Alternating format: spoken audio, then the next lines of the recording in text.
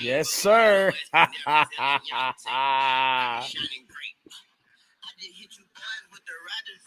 Oh, man, oh, man. It don't get better in the Arrigo household than right here, right now. Well, it could. It could get better in 2 weeks if they're playing for the Super Bowl on the 7th of February. But what's going on? Welcome to FSM After Dark. I'm Joe Arrigo. And yes, just had to pull out some gear for the night. Celebrate a big victory. Salute to all of the Green Bay fans out there. Everybody that rocks with me. We rocking Corona Premiere tonight. Yes, sir. With me tonight is my guy who I haven't seen in a minute. Richie DeCristan. What's up, Richie Lupo? Hey, he's back. Hey, what's going on, brother? Man, we back in full effect, bro. How are you doing? I'm doing well. I know you're doing good right now. Man, it's my first one. I just started for the show. I actually was watching the game. I was pretty sober. I haven't had anything to drink. I told you yesterday when we were talking about doing the show that I was gonna do it. So I can't watch the game and get lit watching the game. It just because and this was one of those games that had me.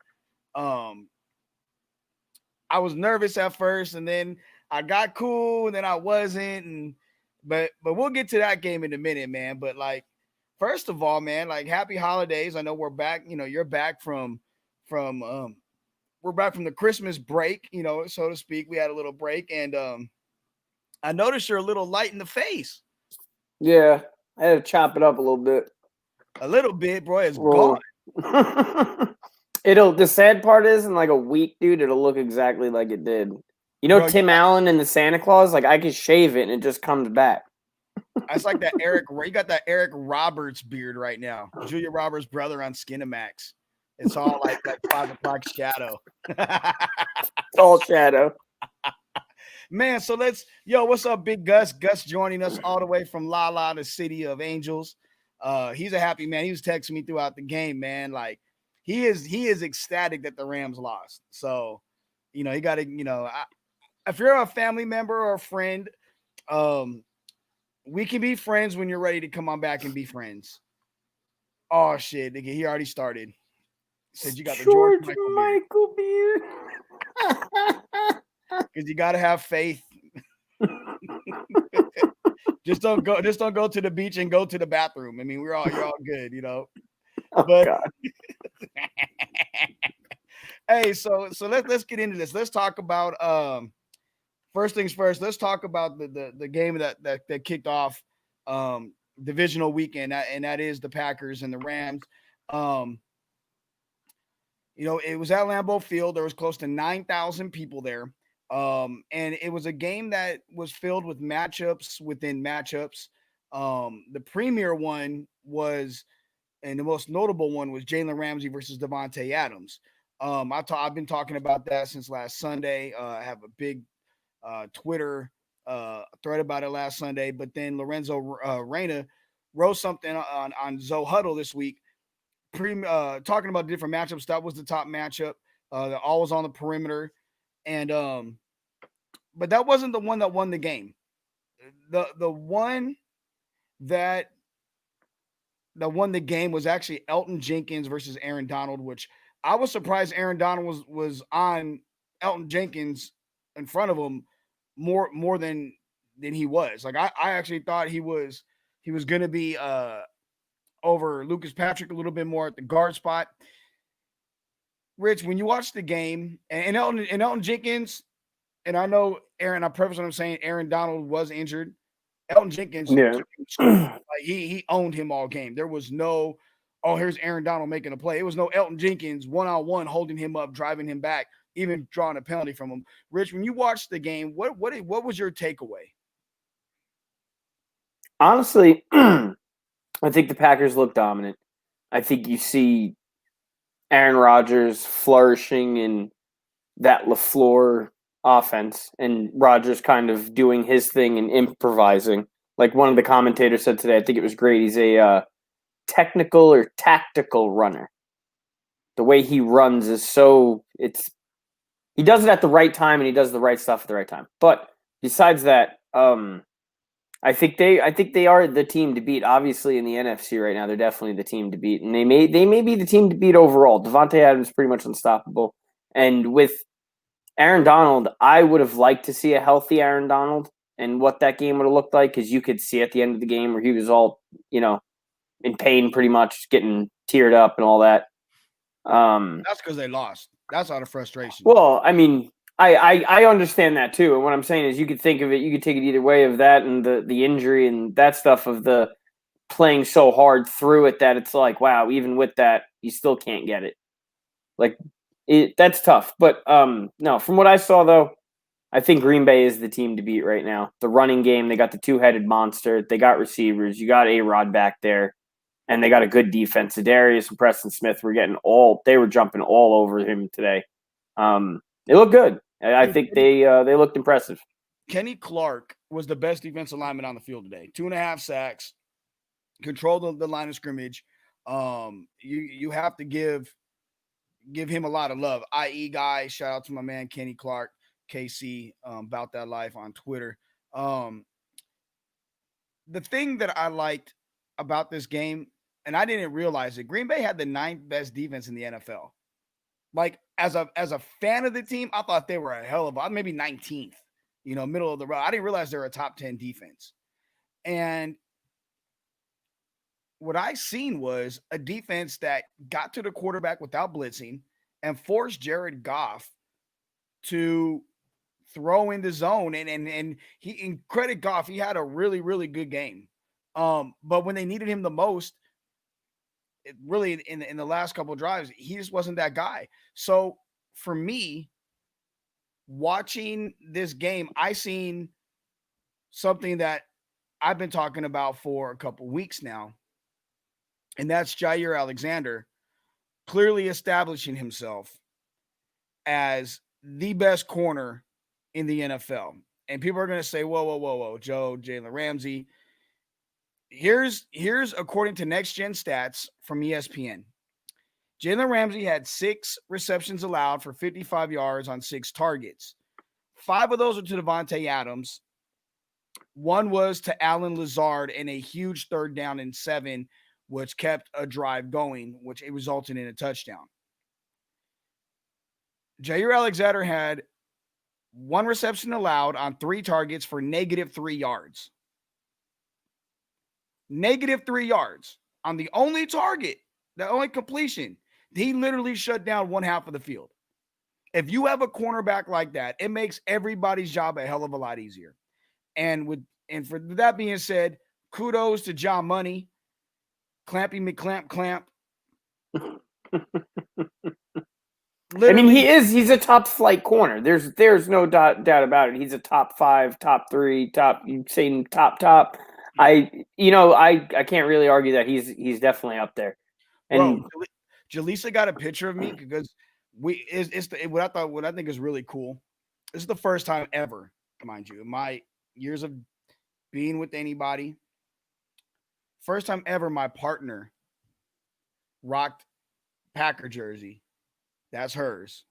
And rooted for the game like I would root for the game in person. Like, it was in a playoff. It was badass. She got a picture of me doing his clamp dance. Like, she literally got the start of it where he puts his hands behind his back and he kind of like trots. And picture of me doing it. And she was gonna put it on her IG feed, and I told her not to, but she can't. I pulled back on that. I was like, go ahead, because it's just rescinded the offer. Yeah, but it was one of those games where Vanessa, franchise media, Vanessa McConnell, one of the queens of the franchise. She asked who do we think is going to the Super Bowl. I'll let you start that, Richie. So, like I was saying to my buddy earlier, if I would have told you before the season started that there is a possibility that the Bills could be playing the Browns in the AFC Championship game, you probably just smacked me in the side of the head and been like, "What are you drinking?" We could see some crazy stuff this year. What I really think would be what I would like to see, truthfully, is either one of those two teams, but I think it's going to be Packers Chiefs. So you think it's going to be Optimistically, I'd like to see Tampa Browns or Tampa Bills, and the Bills or the Browns just walk all over Tampa. But realistically, what do I think is going to happen? KC Green Bay. That's what I think is going to happen. What would I like to see? That's a different story. crazy? You're crazy for that. I think the most likely scenario is the State Farm Bowl, like you just said. Most likely it's going to be discount double checks. Discount double check and you're my homie. We're gonna see, that I think that's most realistic, but there's something anything can happen. There's something about the Bills team that just the way they play, the way they go about their business, and what I see from Green Bay, which is a close-knit group, a group that genuinely likes playing with each other. It's a special group. I see that with Buffalo as well. So it wouldn't surprise me if those were the two teams, Packers, But Bills. that they've been building. That's what's so nice about Buffalo is that it's finally there. Listen, I'm a Jets fan, you know it. They're in my damn division. I got to see them. And you know what? As long as it's not the damn Giants, I'm actually I'm okay with Buffalo doing all right. Because you know what? When you lose, what was it, 4 Super Bowls back to back, Joe? Yeah. 3 or 4. I know it's something like that, 3 or 4. So when you do that, kind of deserves. They need one. No, the reason why I want to see that, the two smallest markets in professional sports and two of the best fan bases in professional sports. And the cheeseheads versus the folding tables, dude. They're just gonna be fighting all Mafia versus Packers Mafia or Packers Nation or whatever. Be a great fan base game. It'd be like a college football game. Oh, and especially if it was oh no, never mind. What if it was what? No, I brain fart, bro. Don't even. I think I know where you're going. Wrong sport. Probably brain fart. But no, yeah, exactly. Wrong sport. Yes, that's exactly where my brain was going. But I think for both the franchises and their fan bases, it'd be so dope. And the travesty is there wouldn't be a stadium filled with 50,000 Green Bay fans and 50,000 Bills fans. Oh yeah, but because they both travel. Exactly, the two of the best. There's certain fan bases: Green Bay, Buffalo, Kansas City, Pittsburgh, the Raiders, and I would say the Cowboys. Those fans travel better than anybody. And then all the other fan bases, if they're winning, and you have that group that will come in. We want to hear from you guys in our chat box. If you're on whatever, Facebook, YouTube, Periscope, or on the website, put in the chat box, and we want to hear from you. Who do you think is going to win the Super Bowl this year? Who do you think is going to be in the Super Bowl? We'll go that route first.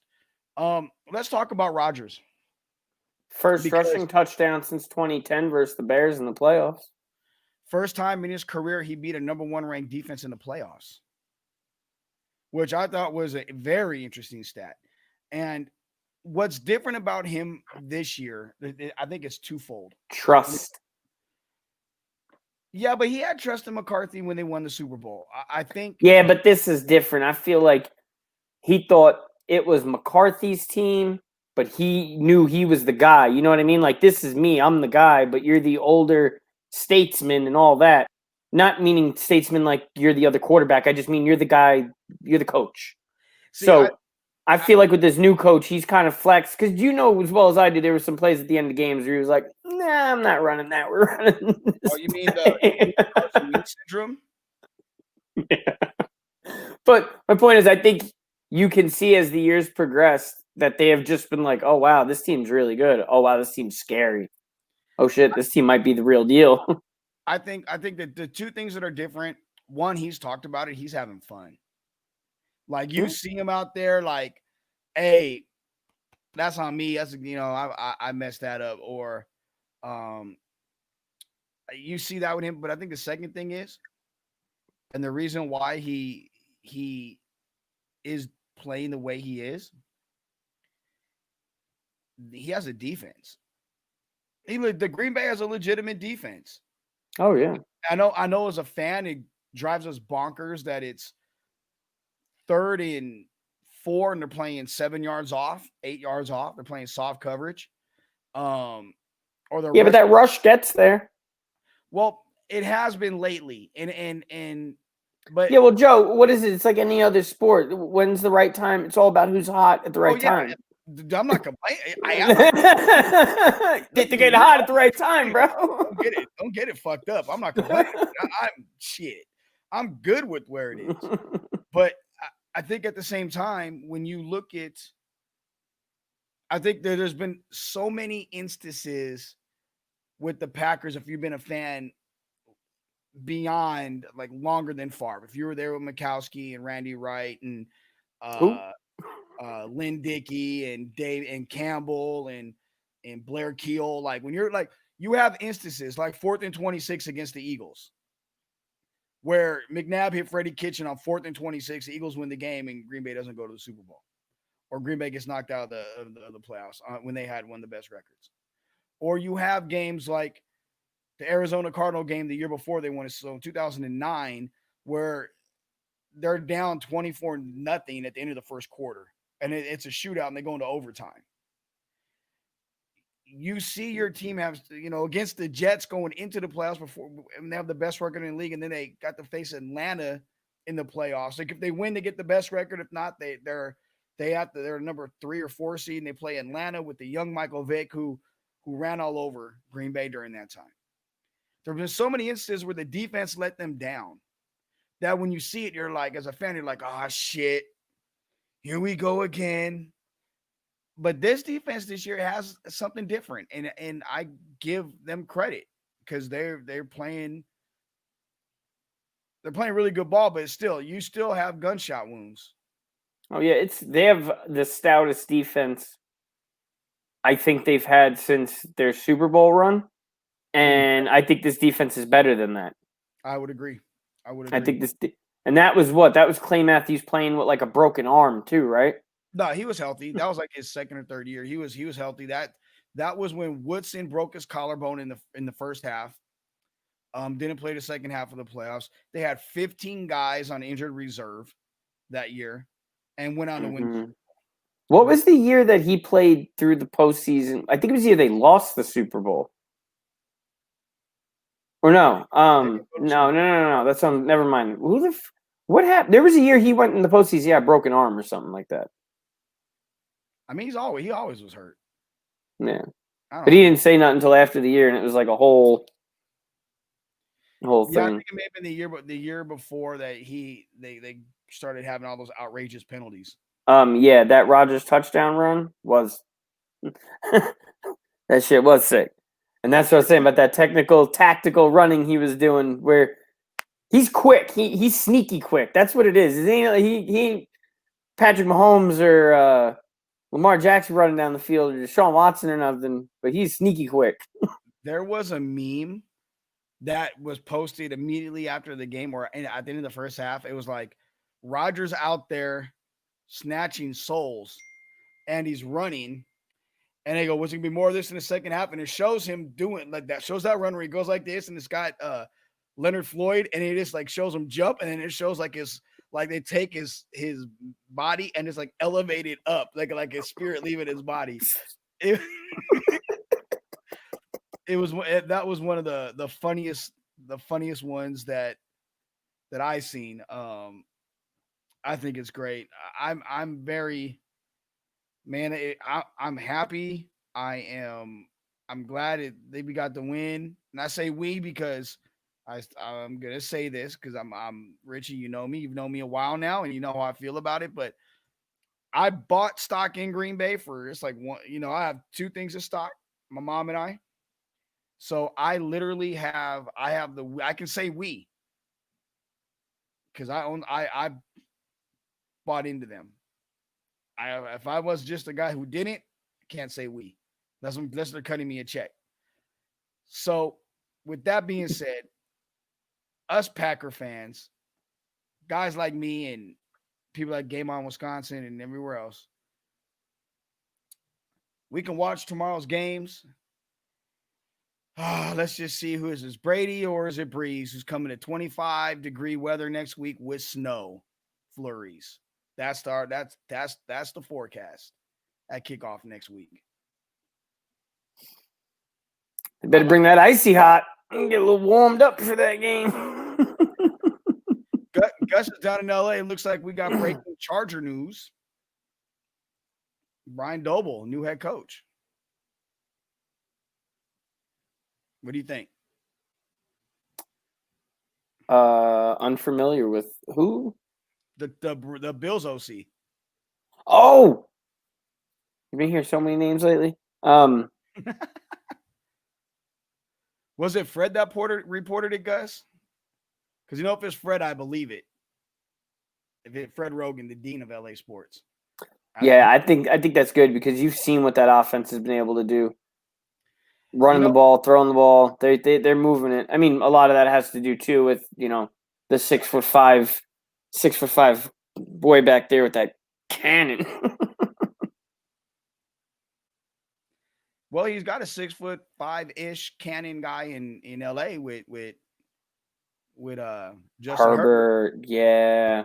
And you have a defense that's already in place. The big question with the Chargers and that job, before we move on to the Bills and the Ravens, the big question for that to me is going to be ownership. They're not the Spanos family isn't what you'd call cash or the rich owners. Are kind of like, in the terms of NFL ownership, probably the poorest ones. I mean, honestly, they're not. They're too hands-on for me, and the reason why that job to me isn't an attractive job, or as attractive as Jacksonville, or maybe another place, Atlanta, maybe. The GM's on the hot seat. Let's say the GM gets fired. Telesco gets fired next year, right? New GM comes in, picks his own coach. Exactly. Make the old bait and switch. That's why I would have fired Telesco this year. I don't call for people's jobs, but he's the guy I would have fired. Mario Solis from KNBC LA is reporting it. So Mario's a good dude. I know Fred hired him, which he did.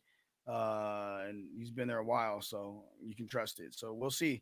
We'll see when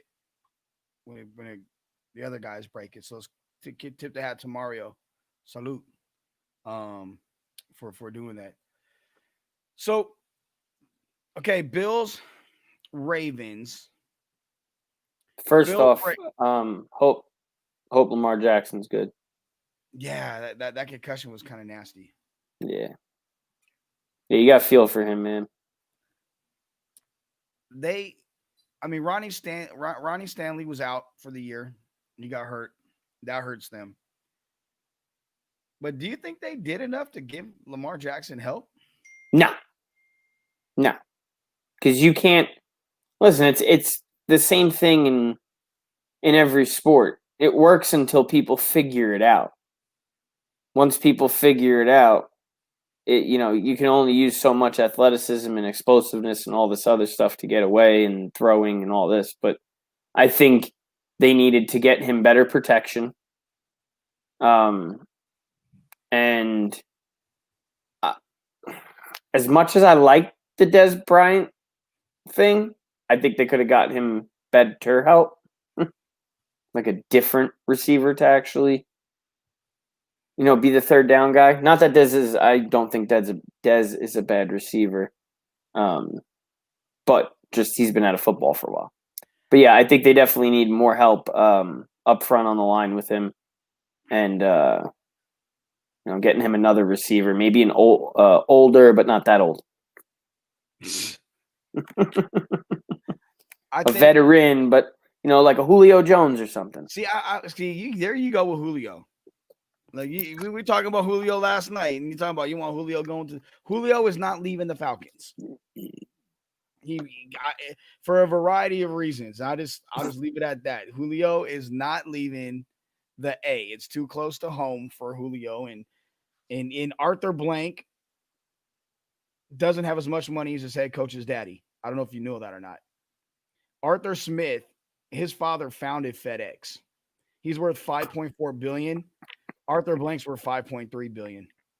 Yeah. He came in and he said, "Sir, you're fired." He said, "Actually, no, you're fired. I just bought the team this morning. By the way, bye." You, Arthur. This Arthur's running it. Nah, I think they got to get him some help. But see, I wouldn't go the veteran route. I would want them to do what these teams that have long success, like Buffalo and some of the other teams, are doing. Yeah, but you need a cheap third down guy is my thing. I get the young guys. Yes, keep bringing them in and bring them up, but you need that security blanket too, though. But no slot receiver is going to be cheap nowadays, bro. I mean, look at what's my guy up in Buffalo that came from Dallas? His name's still in my mind. Cole Beasley. Cole Beasley. He's getting paid well. Edelman's getting paid well. I mean, when you look at it, that's they're getting paid. I don't think that you have that with you're gonna have to get somebody. Go get a Amon-Ra St. Brown from USC. He'll be there at that spot. Go get or if you want someone later, go get a Tyler Vaughn from USC. The two guys that I think would be good good compliments. Des Bryant, yeah, he's not the guy, but honestly, outside of Torrey Smith, has the Browns or the Ravens ever had a great receiver? Not tight end, a receiver. I mean, I don't think so. I mean, I feel like all the receivers that they had were when they were there were already past their prime. But because I mean, Steve Smith, man, he's a Steve Smith was a great receiver. He was for his. I mean, you got to give him credit, man. For his size, did work. He would whoop your did work. Yeah, beat the crap out of 6'3" corners. It's all every bit of 5'8" with cleats on. Yeah. I don't think they need a receiver. They need some help up front. And for the life of me, they didn't even Mark Ingram was a healthy scratch today, and for the life of me, I don't know why. I mean, you got to find ways to protect Lamar. I feel like you didn't see him. You didn't see him enough throughout the season, like in J.K. general. Dobbins was the guy they hitched their wagon to him, and then this game in general was it was for if you're a Ravens fan, you got to be somewhat pissed off. I mean, your kickers never misses field goals. He missed 2. He doinked 2. That's never, ever. I mean, I think that's like the second time in 3 weeks he's missed a field goal. Up until that point, he was like perfect. Oh, the guy. He is probably one of the greatest kickers ever. I think he has the greatest career percentage ever in the regular season. And golly, like 99.7 or some shit like that. And then you look at what happened, but I mean, sometimes people just buckle, man. And that's the crazy part to me is how that happens. You look at a guy like AP that year with Brett Favre, where he fumbled the ball those times in the playoffs, and it's like, what? This guy's got hands like catcher's mitts. Like, are you dropping the damn ball? What did you think about that game, though? I mean, I seen the Bills just like Bills just slammed the Ravens through one of their tables like 5 times or 4 times for 4 quarters. It wasn't pretty. Like that I really think that if it's Bills Chiefs, if you're into the whole betting, I'd say you bet the over on the 80. Damn, like that. I didn't even think about that. Because those two defenses are really good, but those 2 offenses I think are better. Because that Bills team's throwing up points on everybody this year. And the defense is held. What I like about the Bills is they have an elite corner in Tre'Davious White. They have guys that can get to the passer. They have speed at the linebacker position, especially with Edmonds. Safety's Offense, good. Linebackers, Micah Hyde. everything. Micah Hyde is one of the most underrated players in the league. You have to be a football fan to really appreciate Micah Hyde and what he does. He was an ex-Packer, wasn't he? Yeah, don't remind me. I know that. See, well, I'm a football fan. I appreciate it. I know who he is. That one still stings. I We kept some bum over him too. I forget who it was. I was like, really? You kept him over Micah Hyde? I didn't like that one. I think it was oh my god. I think they wanted to trade the dude too, didn't they? I'm trying to remember who it was. I forgot. I got to go back in my mind. It'll pop up to me at some point during the show or when I'm laying in bed having happy thoughts. But offensively, the Bills have a really good offensive line. Josh Allen can make he can make any throw on the football field, and you have a receiver that's a legitimate number one in Stephon Diggs, who I want to thank you, everybody in your fantasy league, which I tore through and won with only one loss all year. Got Stephon Diggs like in the middle rounds, and he won a lot of weeks for me. But I ain't going there yet because Kalani's not here for me to talk head to him because beat his ass in the finals with his 500 team. I'm surprised you didn't get there either because I missed out like 2 weeks where I didn't get to it, and it made me upset. And I was like, man, get this thing. The league you commissioned. What the hell? Like, that's like you Richie Goodell. Trying to show Roger how it's done. Just give up and leave, man. Nobody'd be mad at you. Bye. Oh shit. But they have a good running game, even though with Singletary, even though Moss went down. I think the Bills, and they're well coached. Sean McDermott's a hell of a coach. A disciple of the late great defensive coordinator Jim Johnson, longtime Eagles defensive coordinator, and this guy could dial it up. Very aggressive when it comes to blitzing. McDermott was his protege, the guy he handpicked to take over as the defensive coordinator in Philly. I think it was their year, and they ran him out of town. They didn't like him because of the 1 year. It was a bad year. It may have been the year Andy Reid left. So McDermott's a guy I like him. I mean, that Bills team is well-rounded.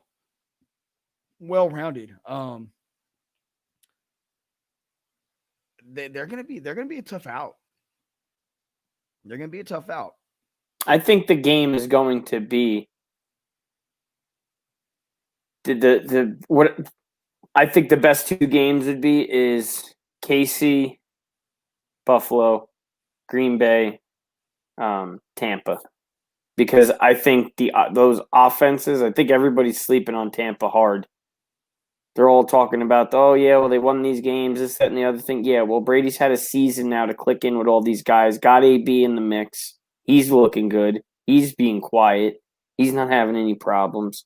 There's no issues on that team. He's starting to pipe up on the field. You've seen it last game. He was chirping a little bit.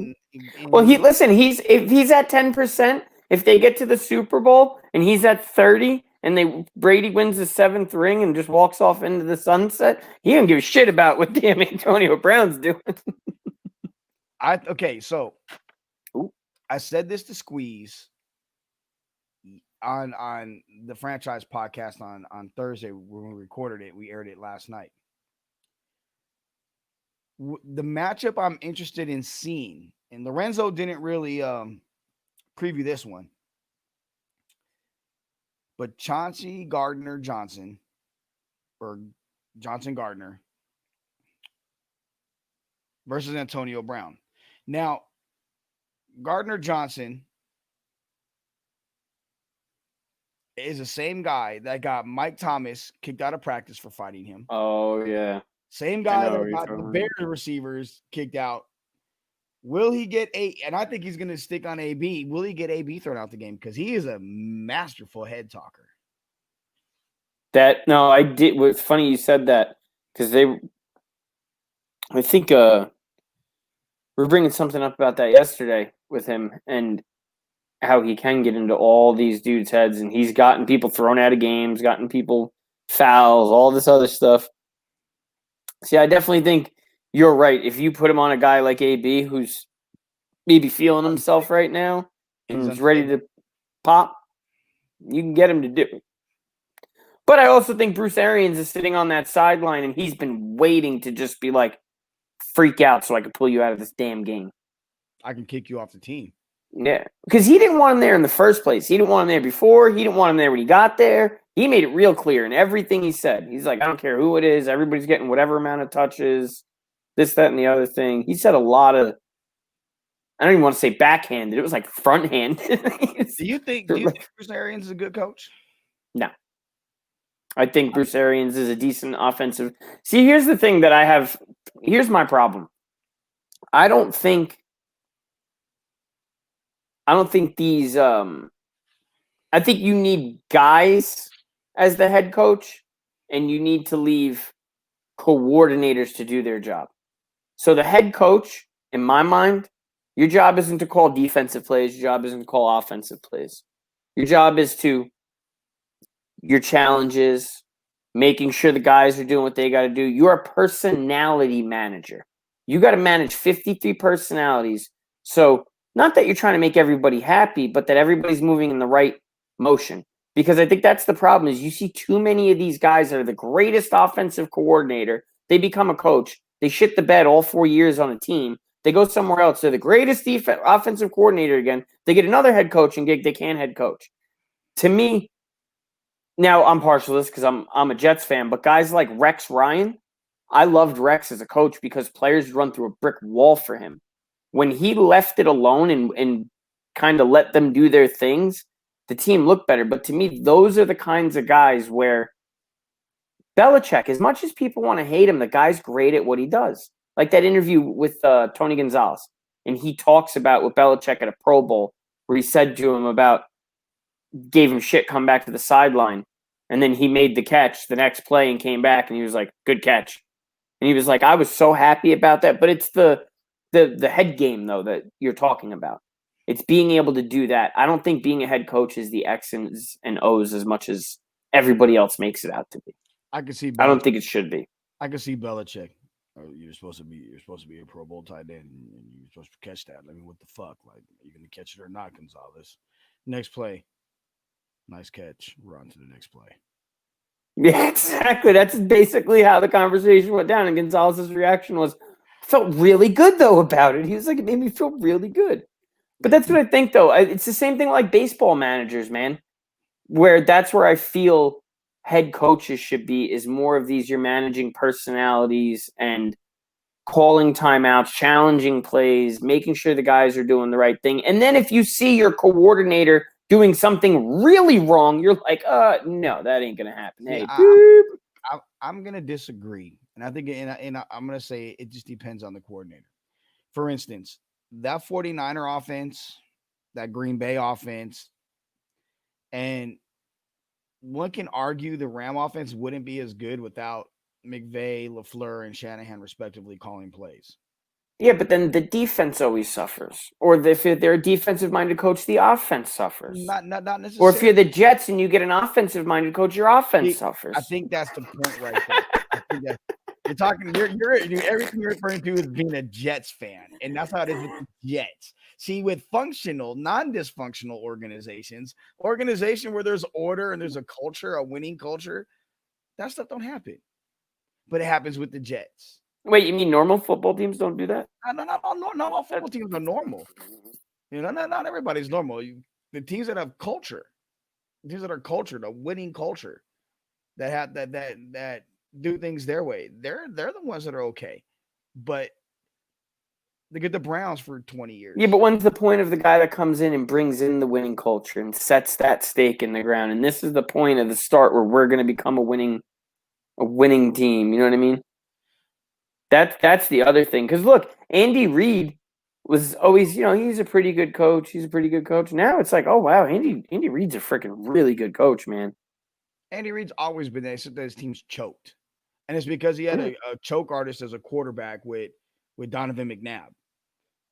Like, if we're gonna put it out there, McNabb choked in big games. McNabb didn't come up big. That Super Bowl, Terrell Owens. Yeah, but how many coaches get shit for their quarterbacks where the quarterback fucking stays and the coach gets the boot? This is what I'm getting at about. But it's so hard judging it. But not really, because a good owner is gonna see it and cut bait right away. Yeah. The hand. You talk about winning culture. The handful of winning culture. The handful of good owners in the NFL. I mean, look, I'm not a Washington football team fan because of Dan Snyder. I used to when they were owned by somebody else, and they were the Redskins, and they had a fun bunch as before with Clark, Sanders, and Monk, and Doug Williams is the quarterback, and I didn't mind him. Darryl Green's one of my all-time favorite players. Joe Gibbs had a winning culture. Yeah, Joe Gibbs is that guy, though. Yeah, but he's a winning guy.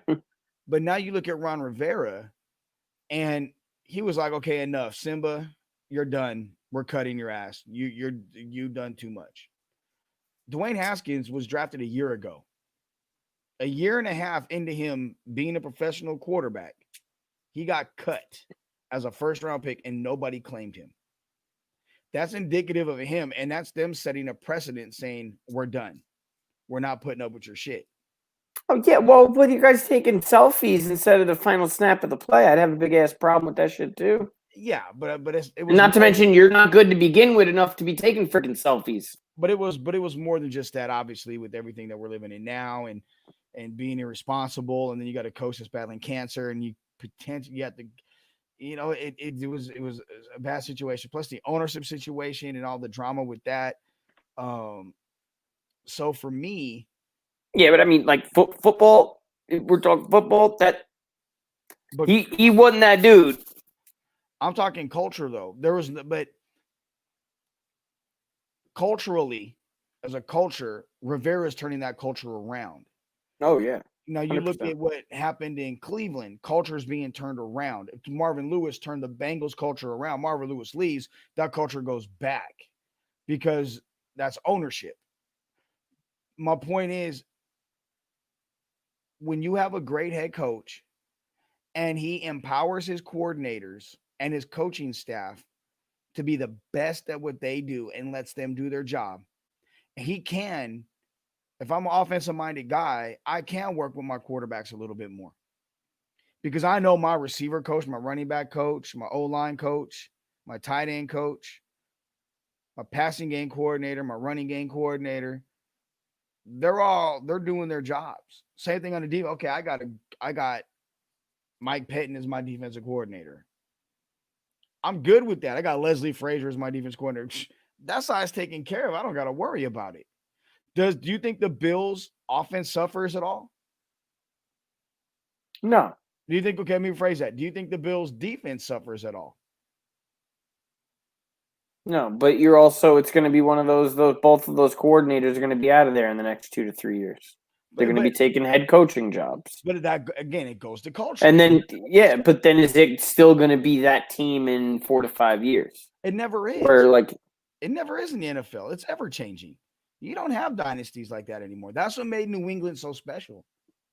Because you have... I guess living through that, though, thinking about it, it's like, okay, well, that's kind of normal. Yeah, I mean, but look at New England. And I know, like, people want to shit on the Patriots, and I'm not a Patriots fan. Everybody out there knows I'm not a Patriots fan. You had Belichick and Brady, and it was a bunch of... Could be Wes Welker for a few years, and it's Julian Edelman. He had tight ends like Ben Coates, and he goes to Gronk, and Aaron Hernandez before he decided he really wanted to murder people. Look at the running game. He had a great running game. Never had great receivers. He had Moss for that 1 year or 2 years, but it wasn't like prime Moss. Defensively, he always had a couple guys, but they're ever changing. It's the culture that he built, and his coordinators would go off and coach. They always failed, and they'd somehow end back. Patricia's probably going to end up back there. You look at right after he got fired in Denver. McDaniels. Goes back as a consultant and is Yeah, but I know I have like the hardest gut feeling that when he was supposed to go to what was it, Indy? Become the head coach in Indy? oh yeah, this probably was your head coach in waiting. That that was Belichick going, stick around and you could have the Patriots when I'm done. But you know what? Steven Belichick, he could be that guy. And I'm not saying it because it's Bill's kid. He's that bright. And Oh yeah. so I guess my point is when you build the culture of an organization, it doesn't matter if a head coach is calling plays. I mean, did it affect Bill Walsh calling plays when he was the 49ers head coach, or Mike Holmgren with the Packers, or Sean Payton with the Saints? It doesn't affect them. It affects teams that are losing because everything's amplified. It Yeah, I affects guess that's my thing though. Is it all depends though on so many different things. Are you partially in the system? Are you completely running the system? Are you running both sides of the ball? One side of the ball? Is your ownership free or not? I I mean, think it all comes into it. But that goes back to what you're saying about a winning culture. I think a winning culture is having all of those things. You've got to have all, or at least like six out of 10 of those things to be considered a winning culture. see, Because you think about it, Belichick always had the whole GM role. He had that trust from the ownership and was able to build with that. You look at McVay, they're pretty free out there with ownership. And they were able to do some good stuff in those first couple of years. I think you look at it that way. And then you look at guys like Harbaugh and Baltimore, they bought all in on Lamar Jackson and built the offense around him that first year he was there, and look at how that went. I mean, that was unbelievable. but I mean, And this is a guy that had Joe Flacco before this, and okay, the running back. Joey Flacco sounds like a construction foreman in fucking Bronx. Hey, let's go to or Staten Island. Hey, call Joey Flacco Construction. He'll take care of you, Tony. Hey, Big Tone. Hey Staten Richie. Island. Yeah. Hey Richie. Hey, call Joey Flacco. He'll take care. He does concrete. Okay. I mean, That's great. but look at Lamar Jackson though. You bring him up. He was every game in college. He was the best player on the field. He should never have slid in the draft. Nah. He should never have fell that low. That was asinine. It's because he was a black quarterback that could run, and he was the fastest guy on the field. And you got old ass GMs like Bill Polian talking about you got to get the ball in his hands and put him at receiver. Well, I do believe that, and I got another point to that too. Here's my point to that though. Let me get this out about Bill Polian and that. When he said it, I think I tweeted out, like a pitcher, the only person that has the ball in their hands every single play is the quarterback. Why wouldn't you want him to get the ball 50 times a game on snaps versus maybe 5 to 10 by trying to throw him the ball? Made no sense. You're not talking about a wildcat quarterback. You're talking about this kid. He was a Heisman guy. Like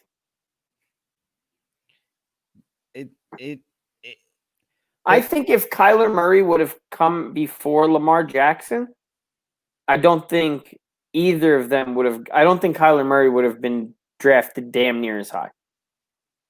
I think Lamar Jackson being drafted and succeeding helped Kyler Murray's stock a lot. I really believe that. I think Baker between him and Baker, that's what I was just about to say too. Baker, between him and Baker, it was like, well, shit, let's take the gamble on this dude. I think more so Baker only because of height wise. The only question about Kyler Murray was his height. I mean, honestly, I think there's more. Well, he was thin too, though. Hurts than it was about Kyler Murray. Yeah, but I mean, the thing about Kyler Murray though, he's thin. He was little.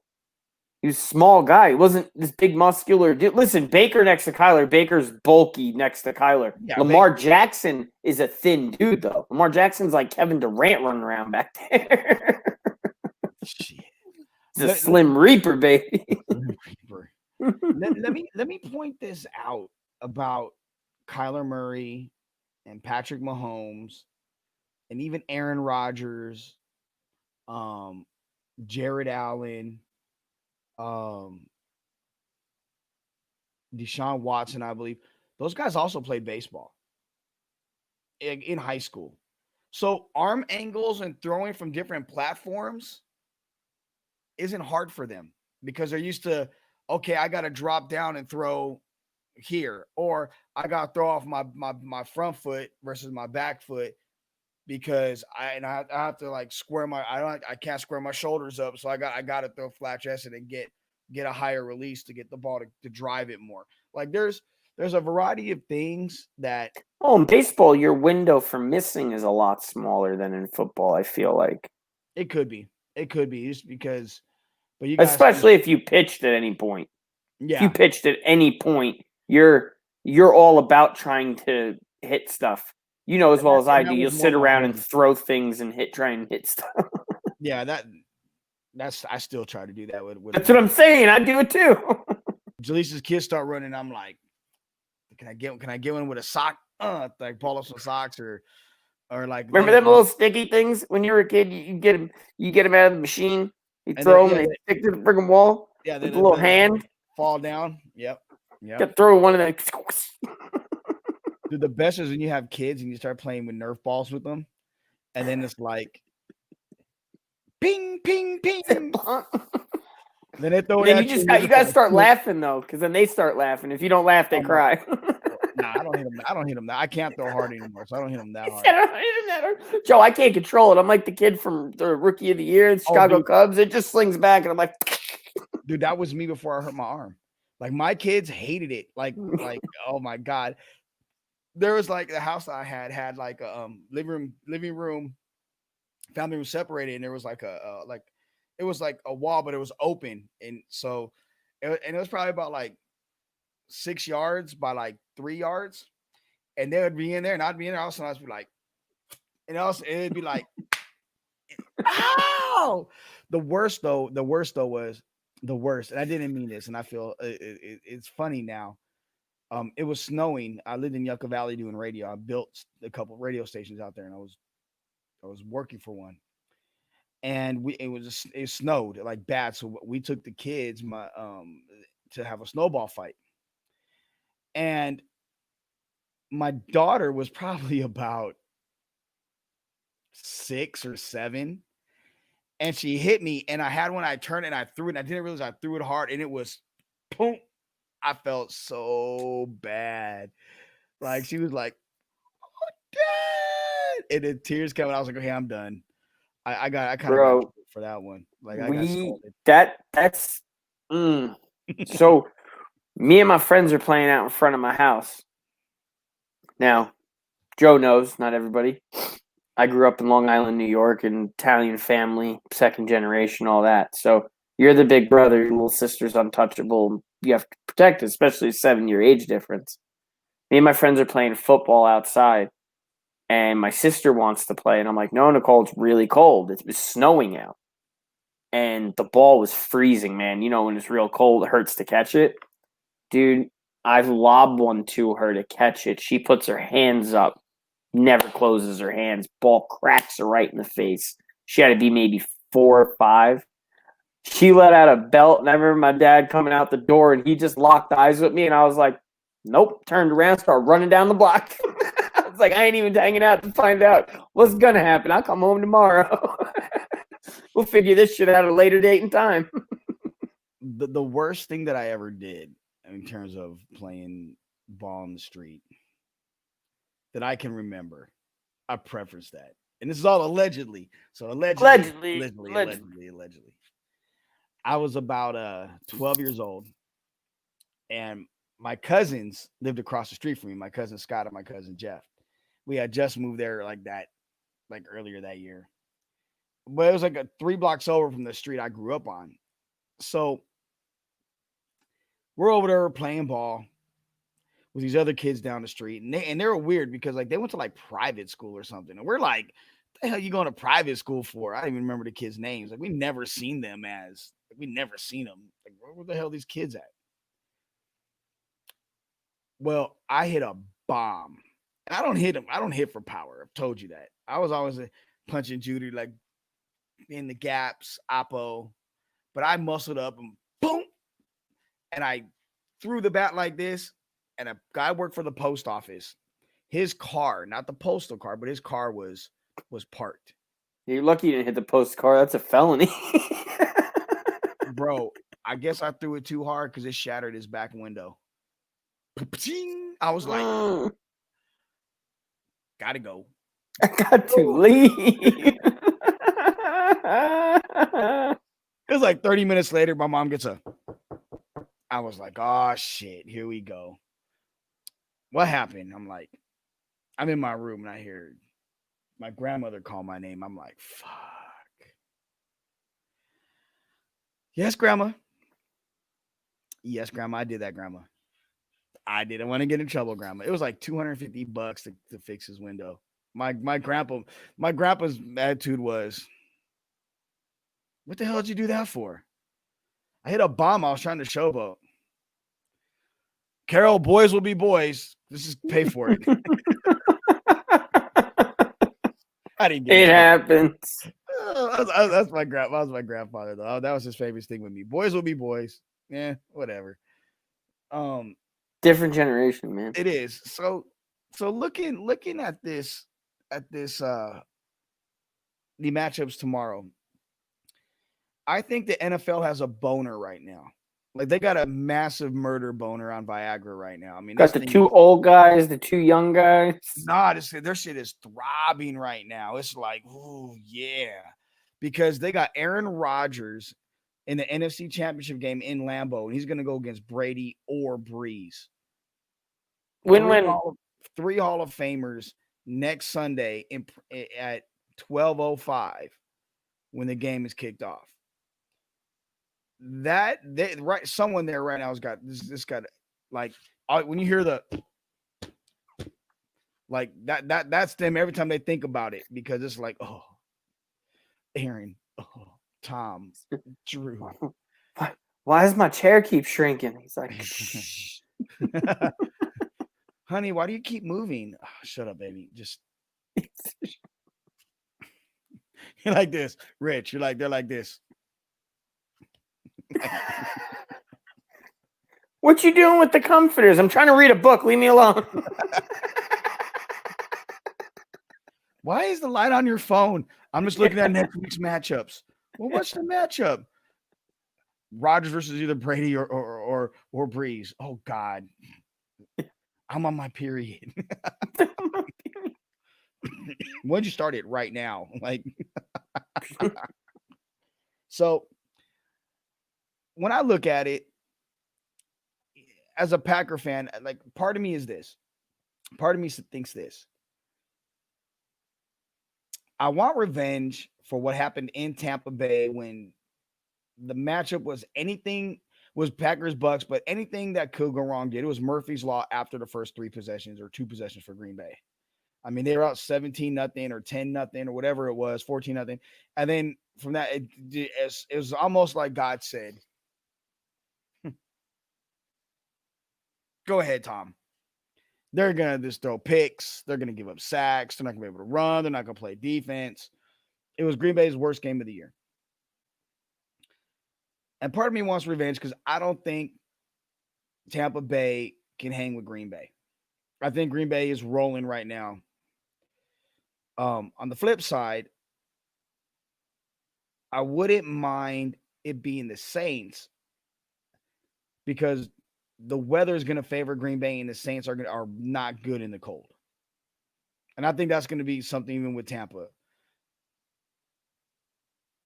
So I don't know who I want yet. I'm going to watch tomorrow's game and I'm as a fan and I'm going to be like, hey, whoever it is whoever it is. But as much as I want to pick the Bucks to win, Bruce Arians is 0-4 against the Saints since he's taken over as the Bucks head coach. So, who you got? I think the Bucks flip it because I think Brady voices his frustrations during that game. Yeah, I think Brady says, F you, these are the plays we're running. I want ring 7. I don't give a shit what you're saying. But No, I'd like to see Brady Rodgers. I just think it would be a better game with that offense versus that defense and that offense versus that defense. I think you'd get a shootout, a little more of a shootout style game. But yeah, I think it's gonna be a really good game either way, and it's definitely something people need to sit and watch because that game and then the game after that, like you said, you're watching Hall of Famers go at it with each other. These are the best of the best. So what about the AFC matchup? Do you think it's going to be a Kansas City rout over the Browns, or do you think the Browns are going to No, I think the Browns are going to come out and actually show people. I think they're going to surprise some people tomorrow. I really do. And I'm not just saying it. I'm being honest. I really think they're going to come out and throw some points up. And they have a different fire, a different belief. They really do. They impressed me this year. They're looking like a different team more recently than anything else. And especially they got a cool story going on with them right now too, with a fan and all this other stuff. So it's for people that don't know, tell them the story. Tom Seipel is a Browns fan, and he got. I think they showed some stuff on this on TV, possibly, but he got cancer not that long ago. They gave him a couple weeks to live right before the last game of the season. So he posted on a Browns Reddit forum about, basically just saying goodbye to all of the other Browns fans, telling him he loved them and he loved the Browns and all that other stuff. And one of the guys that runs one of the pages found it and got in touch with Baker's wife. Baker's wife showed Baker, and Baker actually called him on Christmas Eve and sent him a video and telling him stay strong and all that other stuff. And very inspiring, very cool video. But they actually brought the guy, flew him out, and got him to the last game of the season and put him in Baker and Emily, Baker's wife's box.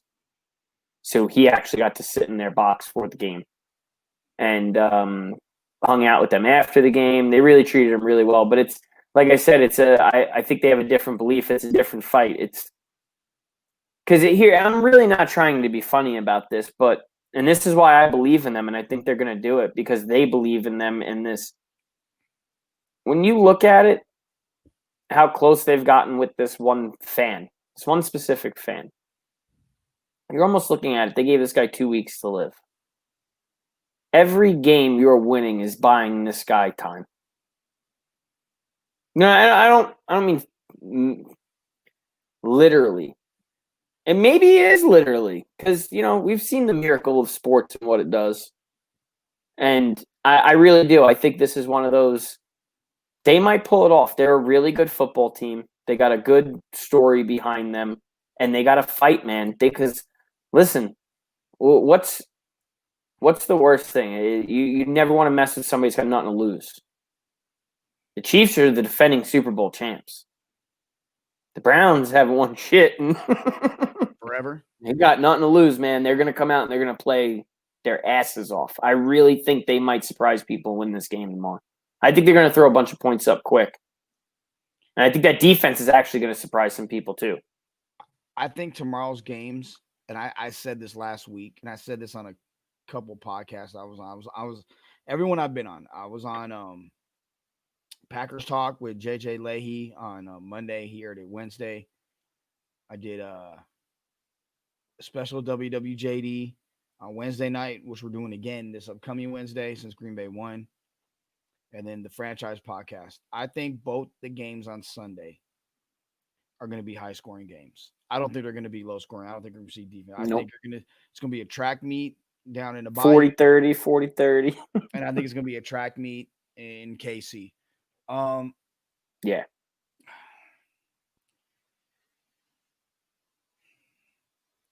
I want to see the Browns win. Like I really want. I do too, man. I think this not even the story from the gentleman, just in general. I just want to see him win because. No, and I mean that too because who doesn't like the underdog? Yeah, okay, the other story is cool and all. It's nice. It's really heartfelt, but it's one of those. They haven't done it. We watched the Cubs break the streak. Watched the Red Sox break the streak. I could have lived with the last one. They could have kept the streak with the Red Sox. Oh yeah, I'd have let that streak stay on for 300 years. Been happy as hell about that. Yeah, I'd be content. I, No I problem. see. I want the Chiefs to lose for a different reason. And mind you, I got love for the Chiefs. Unlike other like people that Raiders fans that watch, I'm gonna tell you why I have love for the Chiefs. My brother played with the Chiefs. I got friends that played with Sammy Parker. My brother Tyron Brackridge. Tammy Parker, Turk. There's a few guys I know that played, and some still play on the Chiefs. So I want the Chiefs to lose because I want no excuses for Eric Bieniemy not getting a job. Because people say, "Oh, well, he's still coaching. We have to have our coach in place really soon." No, there's plenty of coaches that waited till after the Super Bowl. Teams waited till after the Super Bowl. I really thought he was going to be the first guy.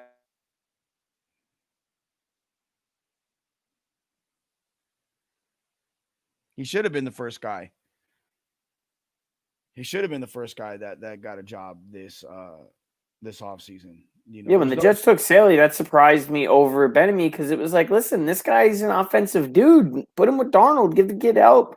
Especially, I mean, even Jacksonville. The fact that Jacksonville take Urban Meyer over him. See, people can say what they want about the coaching interviews or the biggest knocks on Bieniemy, and you guys can Google it. It's public knowledge. Is one, there was the offenses at Colorado when he was the OC for the Buffaloes were just shitty. But it was his first time being a coordinator. He didn't have Andy Reid's offense. The offense that designed Andy Reid put in and gave him the principles. The second thing was there was some alleged he rode his players hard at Colorado. He demanded a lot out of them. There was no, oh yeah, it's okay, Johnny. Like the positivity you see in the coach. He got in their ass. He coaches guys hard. Kareem Hunt will be the first to tell you. And he said it made him a better man and football player. And I believe back when he was a freshman at CU, there was an alleged sexual assault, sexual misconduct that he was cleared of, along with a few other Buffaloes. I think those things are coming back to bite him in the ass. Do you think it's also maybe a fear, Joe, that of other teams looking at him going, do you see the tight end, the wide receiver, and the guy he's got out back? I think you could just run plays. And I'm not saying, Joe, I'm not saying anything wrong. I'm saying you think teams are thinking that. Fair point. Because I'd love to see another guy come in there and what happens. Fair point, but why the fuck would Matt Nagy get a head coaching job calling plays for a few weeks when Eric Bieniemy's been calling plays for 2 seasons? Oh, I don't discredit that. I don't think Matt Nagy should have got that. Listen, the Bears, though, they have their heads so far up their own asses that's beyond the point. You take freaking Mitch Trubisky over Mahomes and freaking Watson. I know I don't have to bring it up. Everybody knows about it. But me at that point, there were so many other people you could have taken instead of that guy from not even a good team in the ACC. But here's the thing with that. You traded up and gave up another first-round pick to move up one spot. To take a guy that was not even a guy that would be there. Like it was. They don't know what they're doing though. Yeah, but whatever. The best thing that could possibly have happened for anybody in the NFC North was Matt Nagy being retained as the head coach. So that happened. Mm-hmm. Eric Bieniemy deserves to be the head coach. And it's a travesty that he's not. And Detroit hired a non-play caller in Dan Campbell over Eric Bieniemy, a guy who was an assistant head coach, tight ends coach. Not a guy who's called plays, a tight ends coach. People want to talk about checkered pass. Look at Urban Meyers. So if we're gonna lay it on the table, there's more to it than that. I'm sorry. It is what it is. If he gets stuck with Houston, which I hope he doesn't, only because um that's the worst job you could possibly get. Why leave then? Wait. I would. I mean, that would be I wouldn't leave the Chiefs at that point. yeah. I mean, because you probably could get Chicago, Minnesota, possibly Denver, um, maybe Tampa if Aaron's retires. Um, maybe Dallas. Um, who else? Who's Philly? I think that's the one spot for him that I think he would be a great fit. Him with Jalen Hurts and Wentz. You'd have them both. At least for a season. EB would be great there. And then Doble in LA and Houston. You know what? I wouldn't want to do it, but like maybe a Marvin Lewis or Jim Caldwell, excuse me. What? Hey, bro, I just thought of something. What if, like, the Giants somehow, like, I know this is stupid, somehow pull off something, right? And they get Deshaun Watson. Now, hear me out. The Giants? Yeah, I know it's stupid, but hear me out. Then the Giants would have taken Deshaun Watson from Houston. The Brooklyn Nets would have taken James Harden from Houston, and the New York Yankees would have taken Garrett Cole from Houston. You always bring it back to the Yankees. Wipe out the three of them. No, I brought up the Giants. I hate the freaking Giants. I'm saying Houston. Okay, and then the Mets are probably going to sign Springer or somebody else. So, yeah, I'm saying that would be really nice to see them just wipe Houston clean out. Like, nope, you get nobody. I just hope J.J. Watt gets to go somewhere and get a ring. I wouldn't, and I'm not saying this because I'm wearing the shirt. I wouldn't be surprised if they release him and he ends up in Green Bay. I said that to my roommate because he was like, he's a Dallas fan. And he's like, I think he'd go to Dallas. I don't think he's leaving Texas. And I said, no, he is leaving Texas. I said, he's going where it's cold and there's a ton of cheese.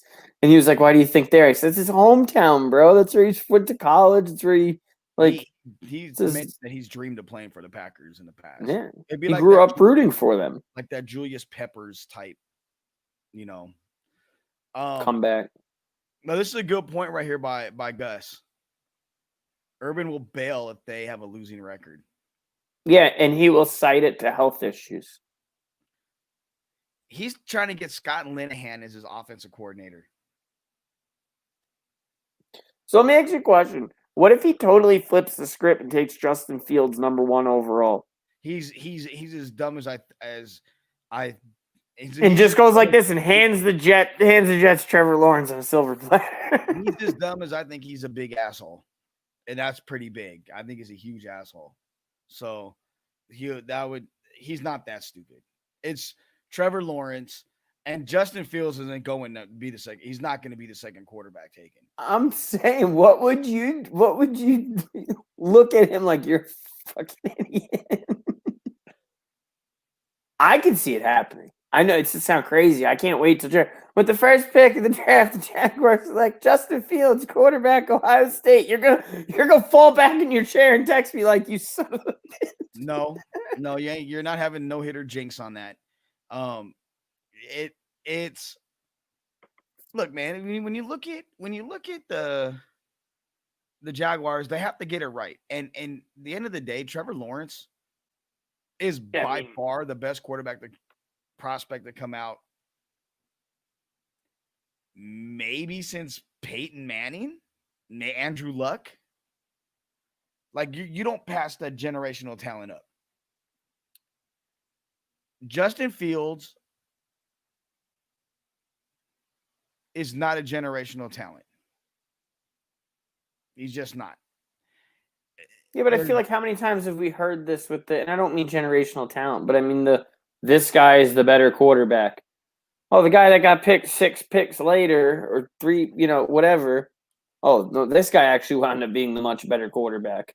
That's not the case here. Look at in big games. What Lawrence has 2 natties, right?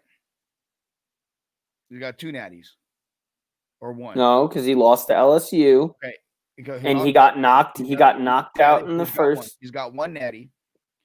That's what I'm saying. He's been bumped out of those big games too, though. So Not like ain't. Fields. Not like Fields. Fields. Yeah, but Fields also didn't have like this ridiculous defense and this ridiculous offense. Okay. Trevor Lawrence. He was missing players. Trevor Lawrence, his freshman year, went against one of the best Alabama defenses ever, and he carved them up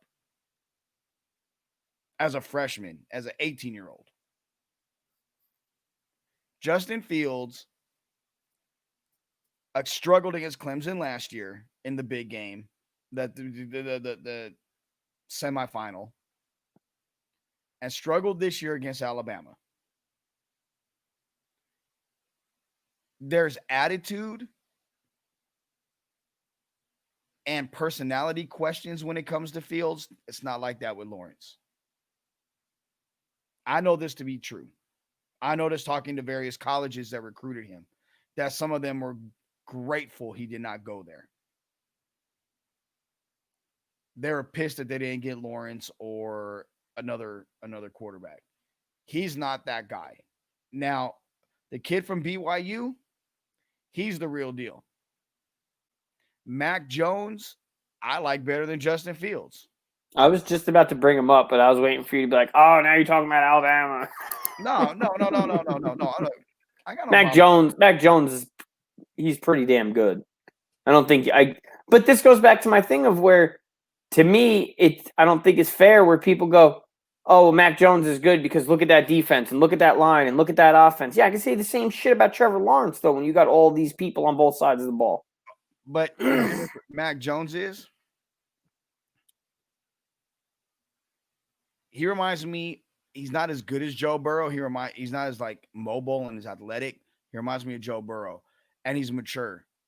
Like he waited his time, he bought his time, and he maximized it. And he carved up teams when he played against them. It wasn't like it didn't matter the ridiculous offensive talent. You got to get the guys the ball, and he was getting the ball on time, on schedule, with proper arm strength, accuracy, in space. I think his reads to checkdowns are probably one of his best. I mean, he has accuracy, the big arm, the whole 9. But when you watch him scan the field, man, the minute that guy's open. And that's my point. You don't have that with Justin Fields. And Gus hit the nail on the head. Fields heard the same thing.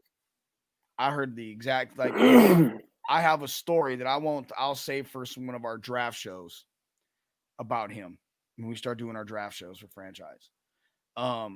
He is not the type of guy that you want as the face of your franchise at all. Period. He's the type of guy that I hope he don't go out tonight because we got a game tomorrow. Oh shit. Let's say it's Johnny Manziel. No, he's more of a. I'm trying to think of a good comparison. James Harden. No, I'm trying to think of an NFL comparison. Like a quarterback that will.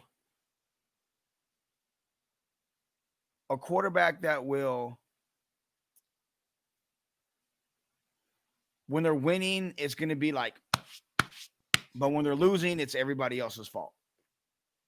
The coaches, the teammates. He'll be on like 6 teams. There'll be no accountability. I'm not a Justin Fields guy. I just don't see the it factor in him like I seen in Lawrence. And I'm telling you, the kid from North Dakota State. The kid has, I think he retired or he left college after 3 years of not losing a game and throwing only 1 interception the entire time. Yeah, exactly. Damn. Yeah. And he played in one. He'll be a fucking second round pick. No, they're projecting him to go top 15. He was QB2. He's in the mix for QB2. Like This is the other thing I hate, though, once we get real close to the draft, all these quarterbacks that were picked 15 through 60 all of a sudden are now picked 2 through 15. Once the draft gets close, the quarterbacks all of a sudden start going like this up all the lists. Okay, so because nobody wants to miss out on the Dak or the Tom Brady or these late round stars. I'm gonna tell you, there's gonna be 5 quarterbacks taken in the first round. Yeah, Matt, Trevor, Justin Fields, BYU dude, North Dakota State dude. North Dakota, yeah. We're gonna have those 5. I think Mac Jones goes to New England. I could see that. I could see. I think Brady finally goes, hey, Nick. So I want to actually talk about a player. No, they talk about players. Oh, I know. Look, but he's never drafted he's always drafted guys out of there here and there, but he's never drafted a dude. I mean, probably what, Dante Hightower? Dante Hightower was the last, big, you know what I mean? High draft pick is what I'm saying. You're look that up. I would have to look that up. Yeah, because really, you go through the team. I mean, I know just because I know who the fucking Bama guys are, but I think that might be one of those dudes where he goes there. Because to me, you look at it and you watch him play, and it's like he's a chubby Brady. He's a dude standing in the pocket, ripping it. He get out of trouble too, man. Look like Ben Roethlisberger back there. And I think like when you look at I look at different things when I look at quarterbacks. I look at arm strength. I look at accuracy. I look at how teammates react to them in certain situations. Some guys they're like, other guys they kind of look to him like, okay, what you want me to do? So I mean, I really think that there is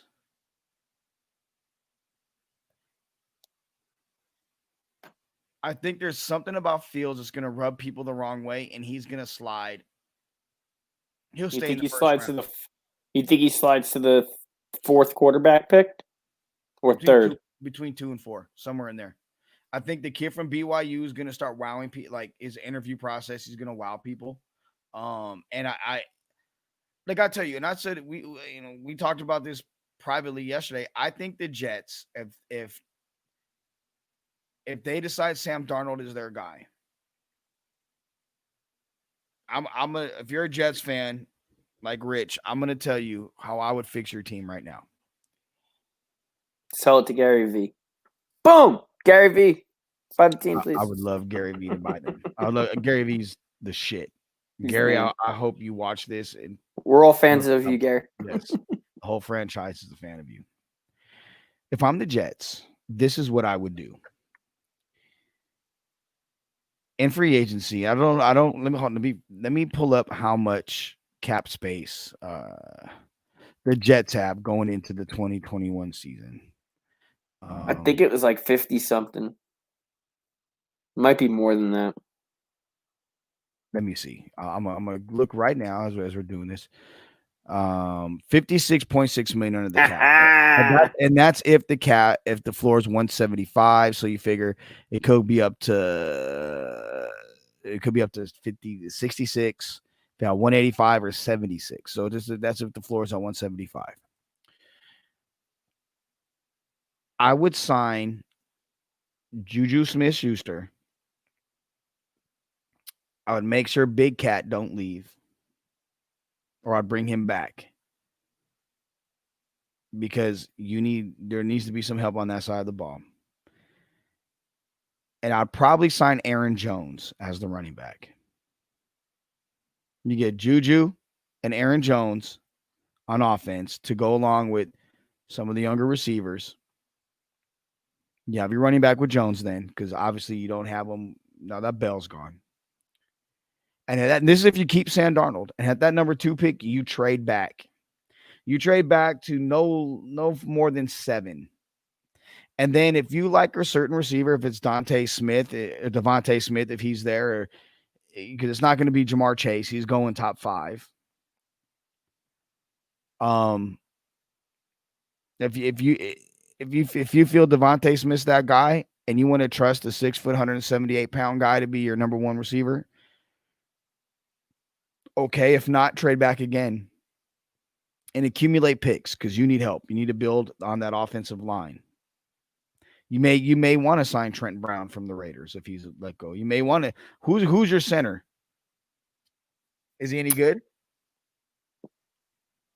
Oh my God, I'm trying to think of who it is. That means he's not good. So I would sign Corey Linsley. He's a free agent, top center in the NFL. He'll be a free agent. He's going to be leaving Green Bay. You're not going to re-sign him. Now you have an offensive line that can protect Sam Darnold, run the LaFleur offense, and then you go from there. And you understand that Sam Darnold is going to be your guy, but you got to give him weapons. The same way the Raiders gave Derek Carr weapons, and you've seen Derek Carr flourish this year. Are they guys like Aaron Rodgers or I don't want to say Tom Brady, but Aaron Rodgers or Drew Brees? Well, Drew Brees needs guys to help him to make him better.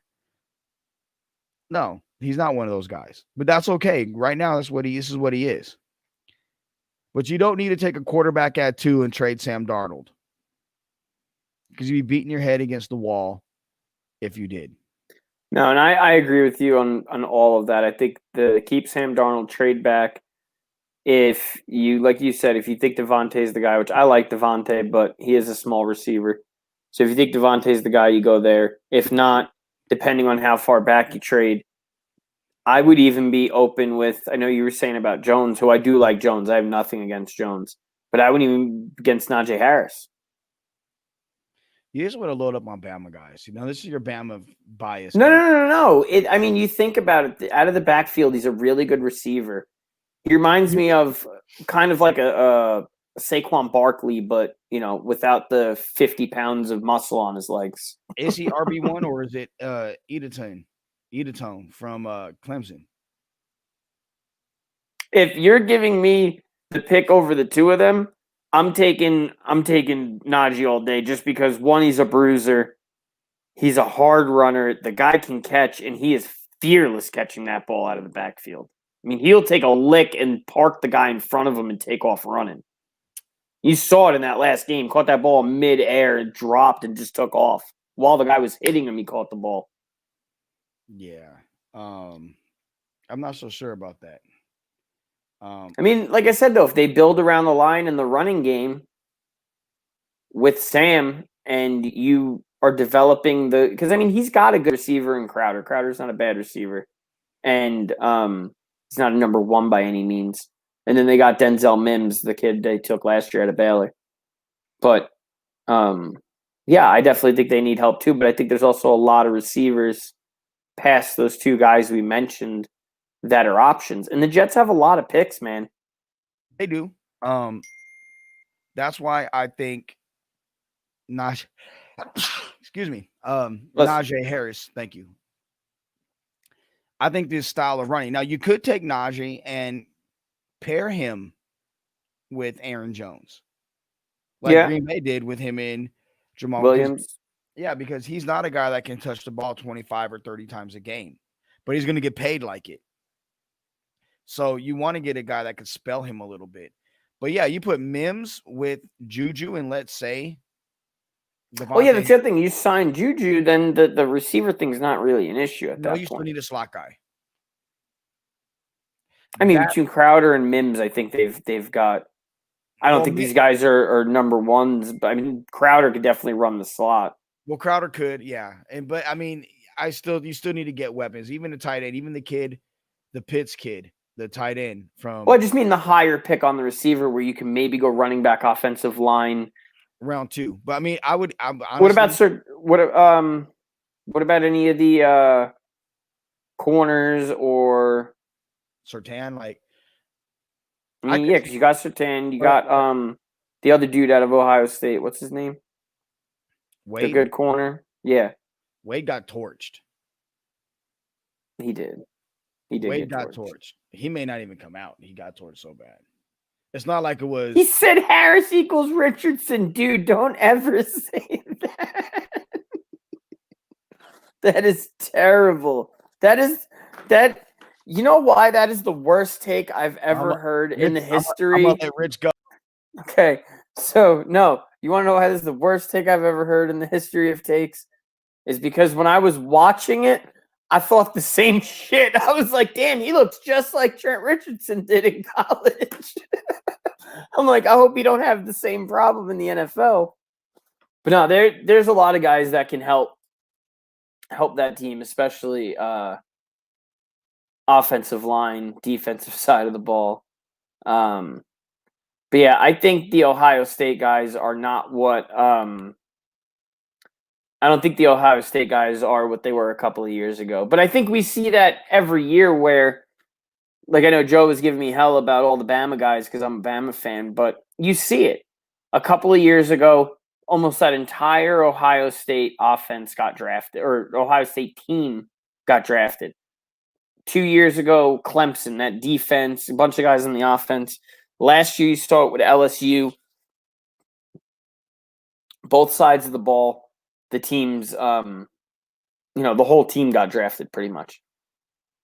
So it is every year. I think Bama is going to be one of those teams this year where you're going to see a receiver, offensive line, quarterback, all these guys go in the first round, and they're going to have a lot of guys taken this year, and that's another reason why I keep going there, because at every position they are very, very impressive. They have a guy that's really good almost everywhere. Arnett, yeah, he's another one. Very good. You good, Joe? Oh yeah. Sneezing attack, I guess. Well, like I was just explaining to everybody else, my whole thing about Bama is I feel every year you have that, where a couple of years ago it was Ohio State. They had almost their whole offensive, defensive, both sides of the ball drafted. Last year it was LSU. 2 years ago, Clemson. This year it's probably going to be Bama. Where you see every year, oh, they won a national championship. Okay, well, let's draft the whole freaking team. Because you think about Bama, they're going to have probably a running back, a receiver, an offensive lineman, a quarterback, and a defensive lineman, maybe even a corner go in the first round. Yeah, when you think about it, they're going to have. But a team like Bama, that's just what they do. They load up on talent, and that's when they're able to make that move, and those guys get drafted. You know what I mean? But I mean, you do see it though every year. You saw it with LSU last year. The whole freaking team got drafted almost. Clemson the year before that. Ohio State the year before that. You see a lot of these guys get taken. I'll say that LSU team would have been a lot better this year, provided people weren't able to opt out from COVID. When you lose Jamar Chase, look, the best player on that team is Darnell Singletary, or not Darnell, it's Singletary, and he was a freshman the year before. He's a sophomore, and so he's a guy that like they're lucky to have him. Yeah, but I think losing old Joey B hurt them too. Because I don't know if Orgeron is the coach everybody thinks he is. Man, look, don't talk about Coach O. I ain't hating on him. I'm just saying I don't think he's that dude where he could just take a team and make like. Never mind. I'm not even gonna go there because you're gonna give me hate. Don't say Saban, because Saban don't have a chicken shit team that make chicken salad. No, he's always got really good backups. That's the problem. Even when guys get hurt in college football. Clemson. They're always there, no matter who. I get it though. I mean, look, I guess for me. Listen, Clemson's like that too, though. I just said Clemson. I said that. So is Ohio State. They're always in the dance. They're always near it. I guess like so. This goes. I'll equate this back to what we were talking about with quarterbacks. Name the last quarterback from Ohio State that's made a mark in the NFL that's positive. Positive? let's take it step. They named the last really, really good Urban Meyer NFL quarterback. I know who it is. Alex Smith from Utah. It's not anybody from Florida. It's not anybody from Ohio State. Flip that around. Name the last really, really good Alabama quarterback or Nick Saban quarterback. I think, excuse me. I think I'm actually glad you brought that up. They've never been that team. They've always been a running defensive team. So yes, you are right. They've never had that guy. But they I obviously think guys but the receivers under Nick Saban have been phenomenal. You got Julio Jones, Calvin Ridley, Amari Cooper, Devontae Devontae, Smith, Jerry Jeudy, Ruggs. you know, what's my guy that shouldn't have played in the game, but he My did. man said Joe Namath. Yeah. Yes. So I mean, my point is like no, but what I was saying, I'm sorry, really quick. I think they're switching more now to passing because you see Tua and Mac, and you see them doing stuff you've never really seen Alabama quarterbacks throwing up 400 yards a bunch. You've seen them do it one game here and there. They're throwing for maybe 200-300, but you're not seeing them throwing up 400-yard games like that's the dude offense. was this. That's that. Yeah, but what I'm saying is I think they're gearing more towards throwing. That's Sark and Kiffin's offense, bro. That has nothing to do with Saban. Saban don't have shit to do with the offense. Saban is so concerned about defense and coaching because he's the DB coach there. So he's so concerned about the other little aspects, but like then the offense comes is like, what the hell are you doing? What the hell are you doing? Like, so I guess my point is like when I'm looking at a quarterback or I'm looking at who has a track record. USC has a track record of putting out good quarterbacks. They have some busts. Don't get me wrong. They have some busts. But when it comes to you saying good or guys that have made it in the NFL? well, they're better than the teams that I just mentioned. I mean, Clemson has more success with quarterbacks in the NFL than Bama or Ohio State. Deshaun Watson. That's one. That's why he be in Trevor Lawrence when he gets out. He's going to be fine. Sam Darnold's not a bum. He's on a bum team with that's a bum organization that trades guys like Leonard Williams away because they got their head up their ass and they hire a guy like Adam Gase as their head coach versus going and getting somebody that's sharp. Adam Gase?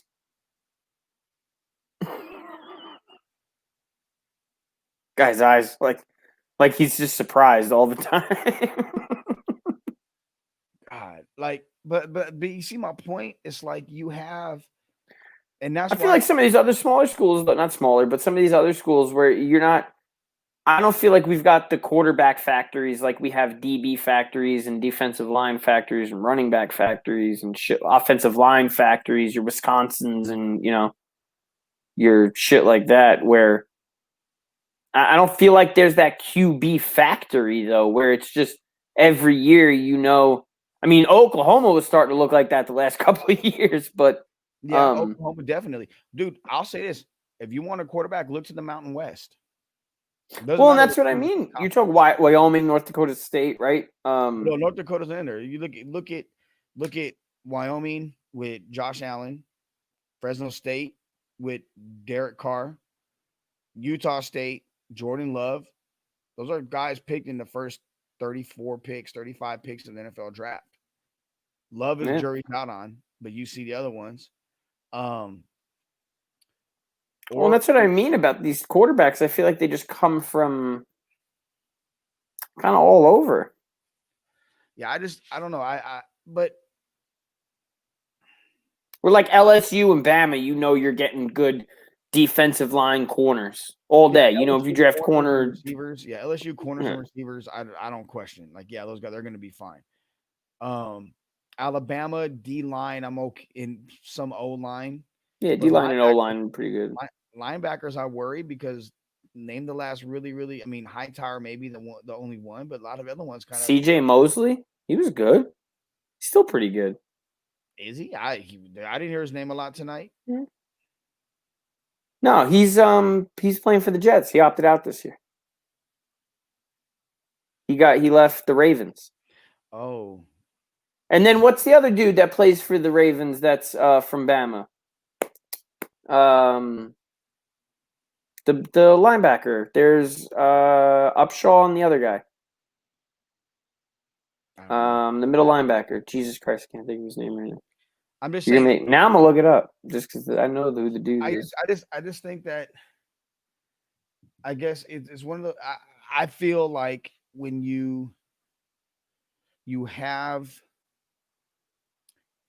that much success in college, like Nick wears on his players, and he's getting the most out of them. So when they get to that next level, not CJ, not Mosley. Mosley, he said went to the Jets. I don't know. I guess I'm leery of guys right now because I've seen so many guys get worn down from Alabama, knowing now Patrick Surtain, there's no doubt in my mind that he's going to be a fantastic pro. Um,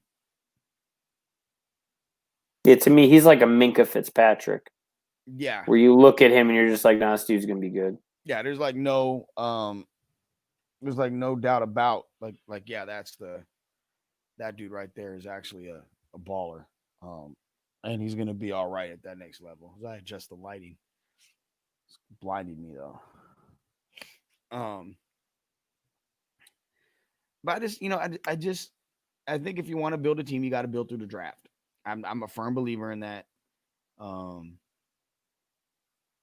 and I do too, but I feel like if you don't sit there and you don't like, to me, the building through the draft using your 6 or 7 picks every year is good, but if you really don't hit on 2 or 3 of those, you're screwed. see, I this feel is like you need to buckle up picks. Like if you're really going to go rebuild mode, blow the whole damn thing up, build up 10 picks a year for the next freaking 3 years and go to town. Trade back, do whatever you got to do, build the house up. I feel like this, bro. And TQ and I argued about it on the franchise podcast on the other night. I give Green Bay's general manager Brian Gutekunst a lot of credit. Yes, that's his name, Did you Gutekunst. just call me? If I called you Brian Gutekunst, dude, I'd be giving you a high five, and I'll be buying you a couple beers. BG said, "Damn what everybody else says." Oh, Mel Kiper said we need this. Todd McShay said we need that. Daniel Jeremiah said this. We're drafting who we want that best fit our system. Period. There wasn't a receiver drafted. They drafted a running back in the second round. Wasn't the quarterback your first round pick? First round pick was a quarterback. I just got to give you shit. I'm not hating on the pick. I'm not hating on the pick. But I'm not hating on the pick, but it's the like how genius it is. This is what I'm getting at. How genius it is that they were still able to work their system, make the team better, and not have to draft the running back, the wide receiver, the tight end, or any of that in the first round. That goes to show you how good a GM is at doing his job in the later rounds. And I guess that's my. But then they take a tight end H back in the third round, offensive lineman in the fourth, fifth, and sixth round, and there was no running back. There was no receiver taken at all. I think there was another tight end taken, as a matter of fact. And my point is they drafted guys that fit the coach's system. They didn't care about anybody else. They don't care about a draft grade from the experts and the guys like me who getting draft crushes on certain players every year. And then after they go to another team because they never end up on your team, you're kind of like, fuck, whatever. Still, I mean, for me, Justin Jefferson is still not like that because it's Justin Jefferson, and I still think he should be wearing green and gold, but that's a whole nother subject for another day. And I guess, and that's what teams have to do. Just say fuck what everybody thinks. It's what we think in our building. The Raiders have to do that. The Raiders have to do. You know what, John? I know you want another receiver. You may have, McShay has Jalen Waddle mocked to you at pick 17. Dude, I got told TQ McShay must be on some real cool COVID meds on Pineapple Express or whatever the fuck he's on, because quite honestly, ain't no way the Raiders take a receiver in the first round again. If they do, if I'm a Raider fan, I'm livid. They need help on the defensive side of the ball. They need to focus on that side of the ball. Same thing now with the Jets. You need to build your team from the inside out. You got the quarterback. He's in year 3. Year 3 Yeah. or year 4, Year 3. Well, this will be 4 next going year. into 4. You don't have weapons for him. He flashed enough his first year and flashed enough his second year to get, oh, okay, yeah. Or his first year. Then you hire Gase the next 2 years, and what does that tell you? So give him weapons, but build it from the inside out, the lines. That's how you win ball games. Your road line rotation on defense side of the ball. Offense, you got to keep guys upright and open up holes. No, it's true. You look at any team with a good offensive line, they make it very far.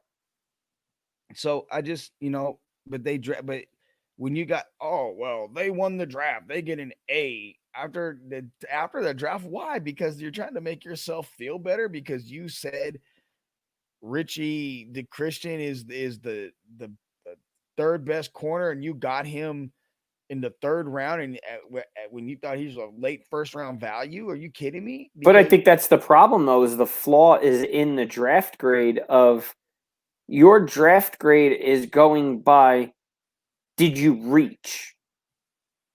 Or did you take a guy that you needed a dude at that position and he was the best guy at that position?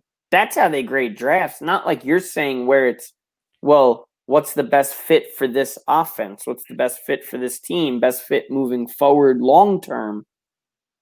I think they grade drafts based off of to make them feel like they're right. Yeah. Because that's their pick. Yeah. So if you took a guy in where they said, oh, well, you didn't reach, so you did what I would have told you to do, so now you're right, you get a good grade. And that's my thing. That's not a draft grade. That's your personal opinion. Yeah, you fucking agreed with me. The perfect example of that is Cleveland Farrell. If Mike Mayock was at the NFL Network working as their draft analyst and say Cleveland Farrell is my number 1 defensive end, he is when he was picked, nobody would have us be like, oh my God, what Cleveland Farrell pick 4? How come they didn't take Josh Allen? And oh my God, it'd have been like, oh well, Mike Mayock said so, that must be true. Yeah, and that's kind of like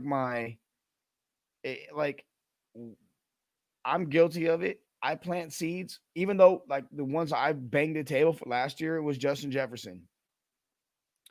Gus will tell you, Autumn Wind over here will tell you, every freaking Raider podcast I did for us, I'm Justin Jefferson, man. He's the best receiver in this draft. Justin Jefferson, man, he's the guy in this draft. I like him as much as Ruggs. I like him as much as Judy. I like him more than the guy that got drafted by Dallas. Lamb. CeeDee Lamb. Yeah, I like him more than him. And I felt I'm validated. I'm validated by it because that type of year he had 1,000 yards and the best rookie receiving season in team history, shattering the yard mark by a rookie receiver, which was Randy Moss. But so that some people are like, oh yeah, Justin Jefferson, that's forever going to be associated. Joe Arrigo said this guy's going to be good, so that's always going to be that's always going to be associated with me. The same way Trent Dilfer with Mel Kiper. The story with that was the GM at the time drafted, wasn't Trev Albert or someone like that, over Trent Dilfer. And Mel Kiper was on ESPN and said, The reason why the Colts are always drafting in the top 10 is because they drafted guys like that and not drafting franchise quarterbacks like Trent Dilfer. And then the guy goes on there, who the hell is Mel Kiper anyway? He's never been a general manager. He's just some guy, blah, blah, blah. And it's like, yo, like, really? But so when it comes to the like Trent Dilfer pick, I associate that with Mel Kiper and the Colts. So that's why I guess people just gotta like we gotta do a better job of being impartial. You know what I mean? Not like we as in like myself and guys that evaluate the draft like I do. I mean, I've already started watching film on guys. Like that's something I started a couple days ago on Tuesday night. I started getting into quarterbacks and I'm done with a few of my questions. In 2 weeks, I should be done with my whole draft board. At least guys like my initial order. And the hardest thing is to not base my evaluation on Daniel Jeremiah said this or um, Mel Kiper said this. I don't ever listen to McShay. Whomever it is, you know what I mean? So Honestly, out of all of them, Mayock was one of the few I actually trust. oh yeah, he was he was damn good. He was really good, and I would say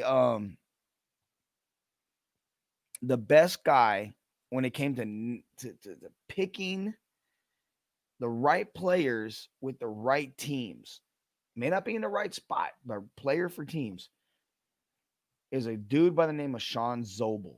Zobell. Sean did this. I've known Sean for 15 or so years. Sean was like 14 when he started. I was just kind of doing this. And by the time he was 17 or 18, he had his own little site. And he actually did some independent scouting work for the Patriots, the Chiefs, the Browns, the Dolphins. He interviewed with all of them and Green Bay, Minnesota.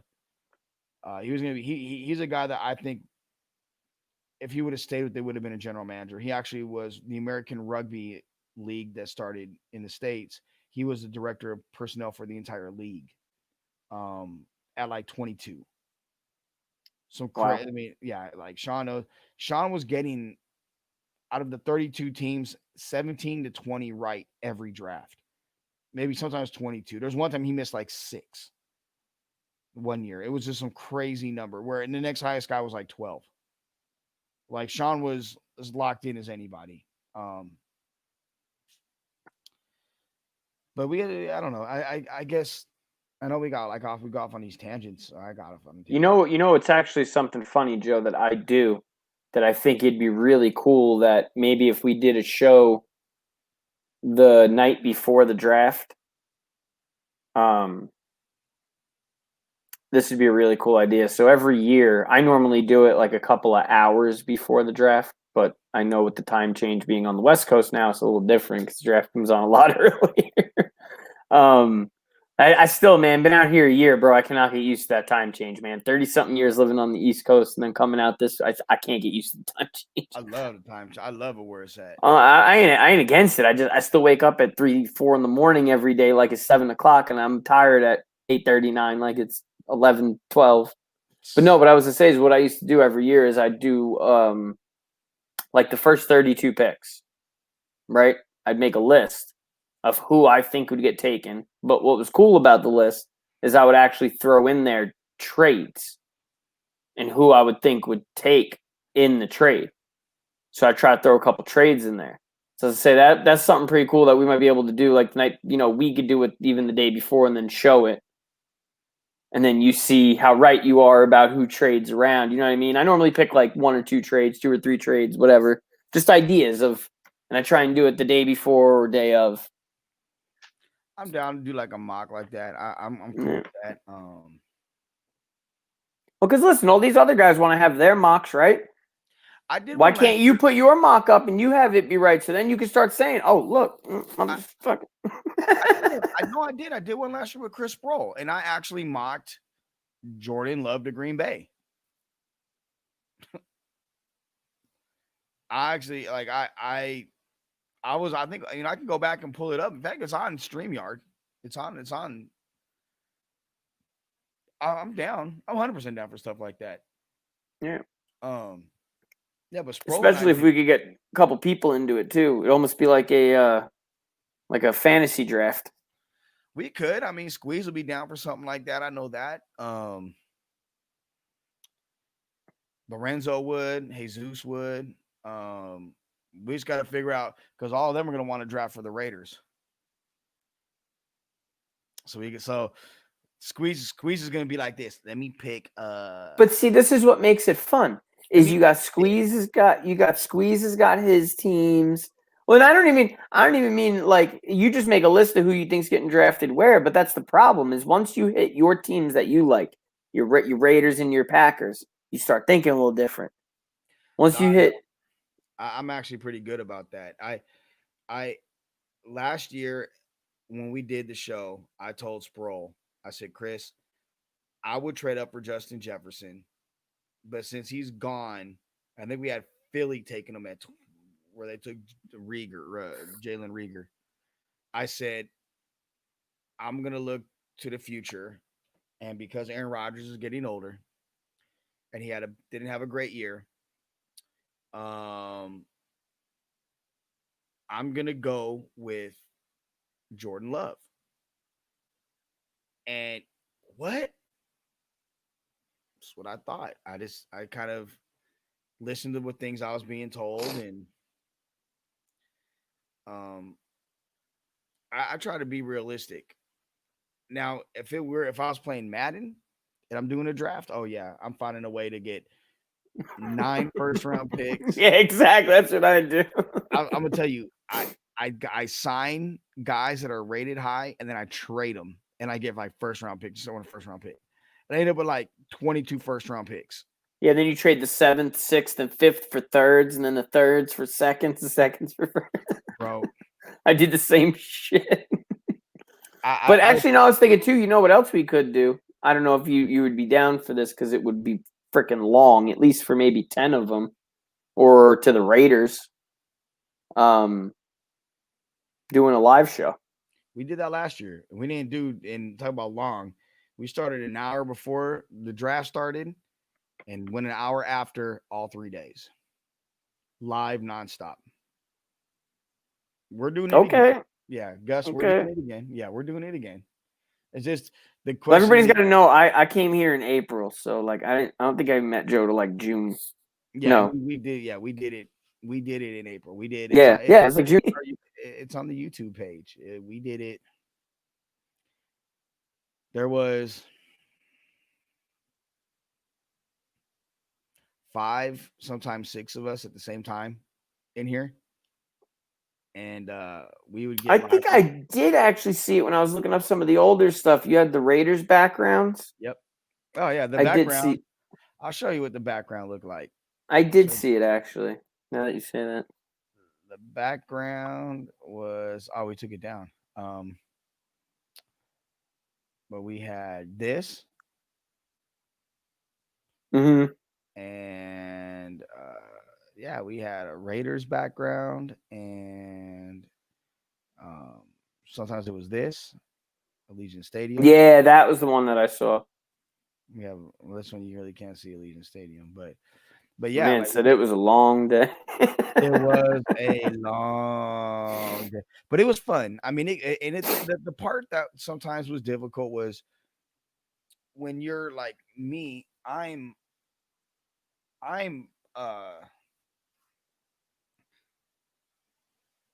watching it on bated breath, but then like my phone is going off constantly. It's like I'm getting a text, I'm getting a call, and it's like, and I'm getting stuff ahead of time. Like I know, so it was tough. So, funny you say that about the ahead of time. My mother is not allowed to call me during Yankee games anymore because she used to text me or call me and she'd be like, wow, did you see that home run by Judge? Literally, next pitch. I'm like, stop texting me during games.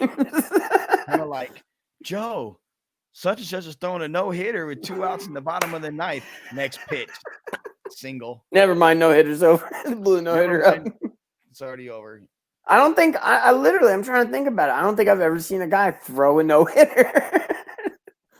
I was at a game in '92, the Expos versus the Dodgers, and El Presidente, Davey Martinez, threw a 9-inning no-hitter and gave up a hit in the 10th, and they lost. But then I was at another game where in LA, I think the same year he threw a no-hitter. I've seen a few of them. They're cool to be. Yeah, they just won't happen with me. Like they got to pay me to not show up to the game so they could throw a no hitter. Shit, one way to make some money. Shit. Gus was at Kershaw's no. Oh shit. Yeah, I just clicked. Yeah. That you talk about that. That's a man I am very happy got a freaking ring. Yeah. And as much as I was sad he didn't get to do it in front of the Dodger fans, I think it was cool that he at least got to do it in Texas because he's he got it from there. I'm just glad he got a ring. Yeah, that no one can say that now. And he pitched his ass off in that postseason. Anybody want to argue me? Get these hands. No, for real. Like the thing is he had help. Yeah, he had a damn good bullpen for once. Speaking of which, they got to get rid of Jensen. I didn't want to bring it up because I know some people get a little butthurt about old Can. No. Not you. I'm saying Dodger fans in general. I ain't trying to piss the Dodger fans off, Joe. Bruderall's the closer. I would love that. Did you see where who I liked him and I no longer like him now, where old Baez's ass went? I didn't like Baez. I'm glad he went to Houston. Let him go down there and take forever to pitch.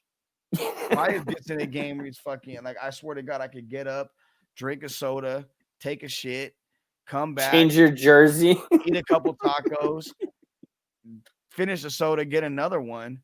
Oh, Baez is coming in. Hold on, I'm going up to the box. I'm gonna go check on my family real quick. I'll be back. And then freaking, I come back and it's like 0-1 or 1-0. It's like, damn. Still tossing the that Family Guy as the big right-hander tosses the rosin bag, and my children grow up without me. I never was a biased guy. I like what they did though. To Corey Knebel or whatever his name is, they got from the Brewers. The bring back Blake Tran. Hader from the Brewers? Is that who you're talking about? No, they didn't get the race Hader. The Corey Kneabel. Knebel. They just they picked him up early in the offseason. They just settled for like $5 million, 5.2 million avoiding arbitration. He's got us coming off he had injured and he was injured a couple years ago, but when he was pitching with them and he was a starter, he was like a 15-16 game winner at one point. Like he was a damn good pitcher. But last year coming off injury, he kind of got hit around a little bit. Oh yeah, did you see that stuff about Castillo? Which Castillo? Cincinnati. No, what happened? The pitcher. A bunch of rumors about him up in trade talks. The closer? I like him. I think he's a starter. He's a starter. But yeah, he's been up in trade talks. But that must be for a shortstop though. Yankees and I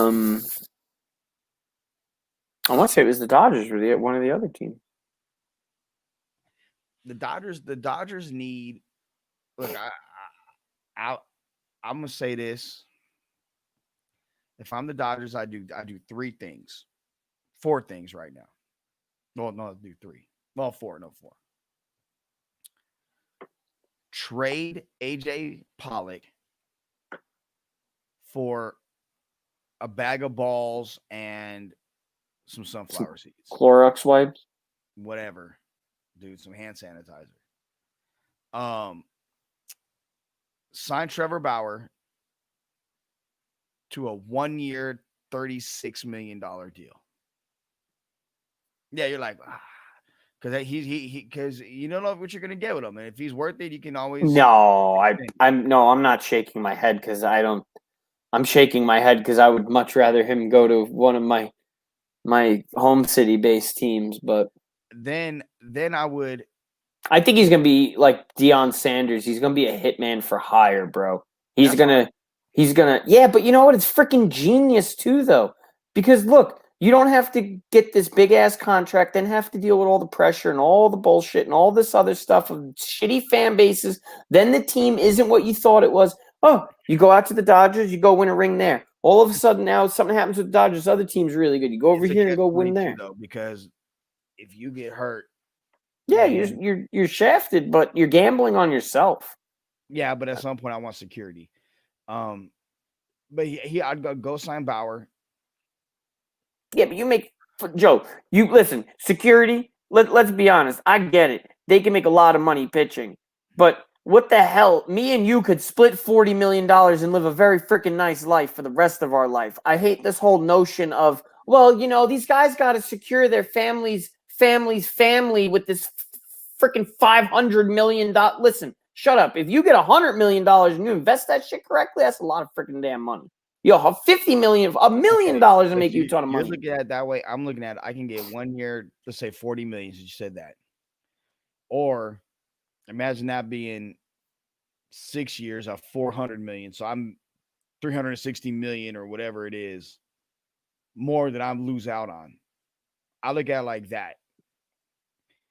I I get get the it. I just hate the notion of like this is my point. I get the nobody wants to leave $100-something million on the table, but I hate the notion where people are like, "Oh, this guy got screwed because he didn't make 100."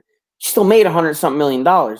When you look back in the '90s, these pitchers weren't making in a 10-year contract, or these guys are making in a year, and they're living very nice lives. I guess I don't know. I'm I feel what like Bauer could load up on rings. yeah, I Bauer. really do.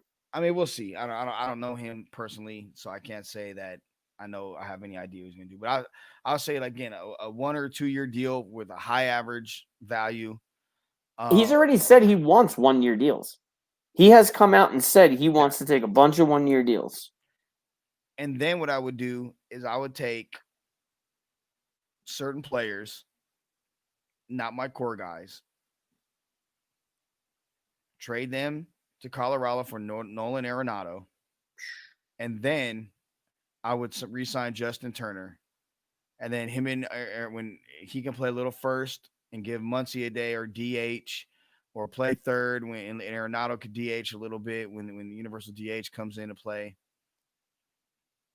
and that way you legitimately have your leadoff hitter is Mookie Betts, your number two hitter is Corey Seager, your number three hitter is Nolan Arenado, your number four hitter is um, Bellinger, your number five hitter is Justin Turner.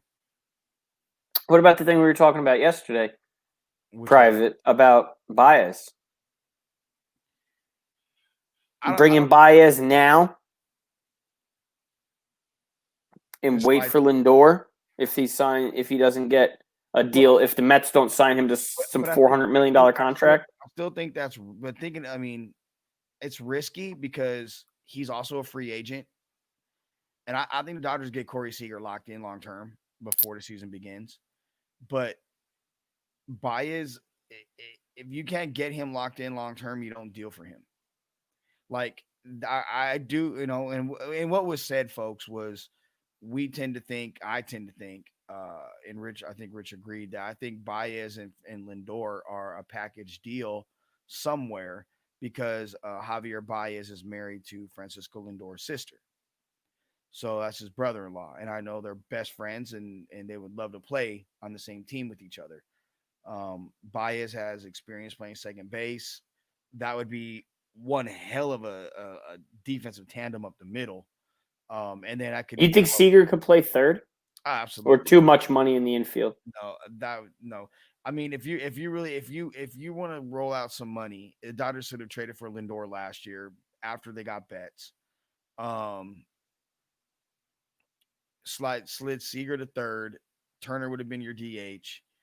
Um, and then you go get Baez this year. That would have made more sense. But I mean, Lindor just got what 22, 24 million in to settle before arbitration. Um, he's gonna get upwards of 30 starting next year. And you You said it, think anybody gives him a Mookie Betts contract? the Mets better if they want to keep him.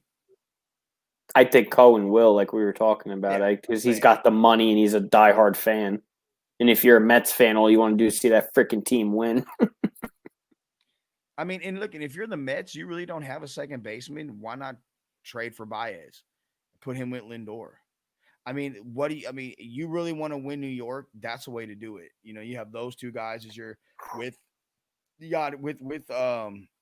Pete Alonso. yeah, with Pete and now you have something there with your pitching staff.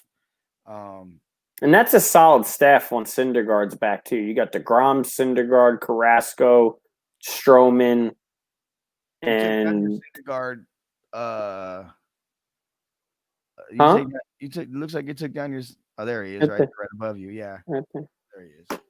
Oh, Thor. So I mean, I think it would be a very interesting.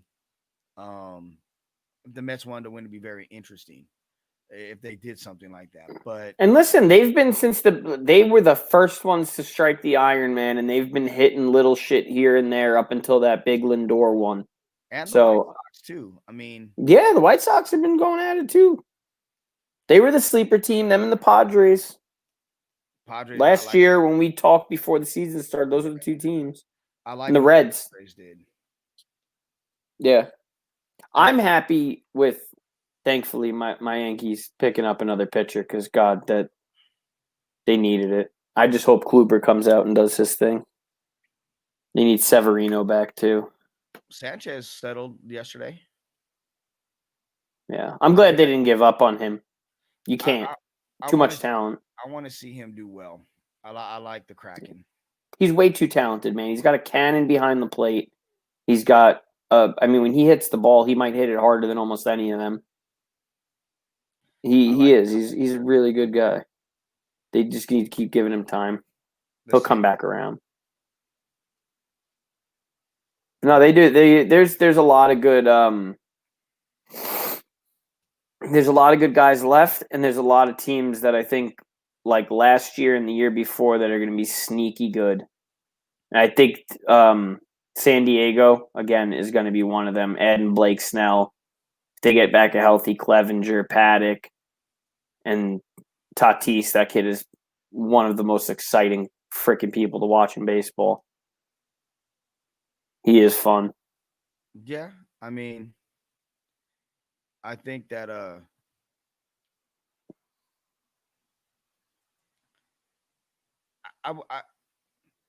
want to see the Padres do well, but just enough to where they can push the Dodgers, so the Dodgers don't get complacent. Yeah. I mean, they're gonna have to re-sign Tatis to 300 million plus. The what's it called? The Padres, I still think are 3 years out. They're 3 years out. And yeah, of being a legit competitor, where like they're going after titles. And Machado has to. He's got to mature at some point. He wasn't even there a year, and he lost the team to that kid. Yeah, I mean, Tatis is the team. Yeah, and that's a great point, Gus. They're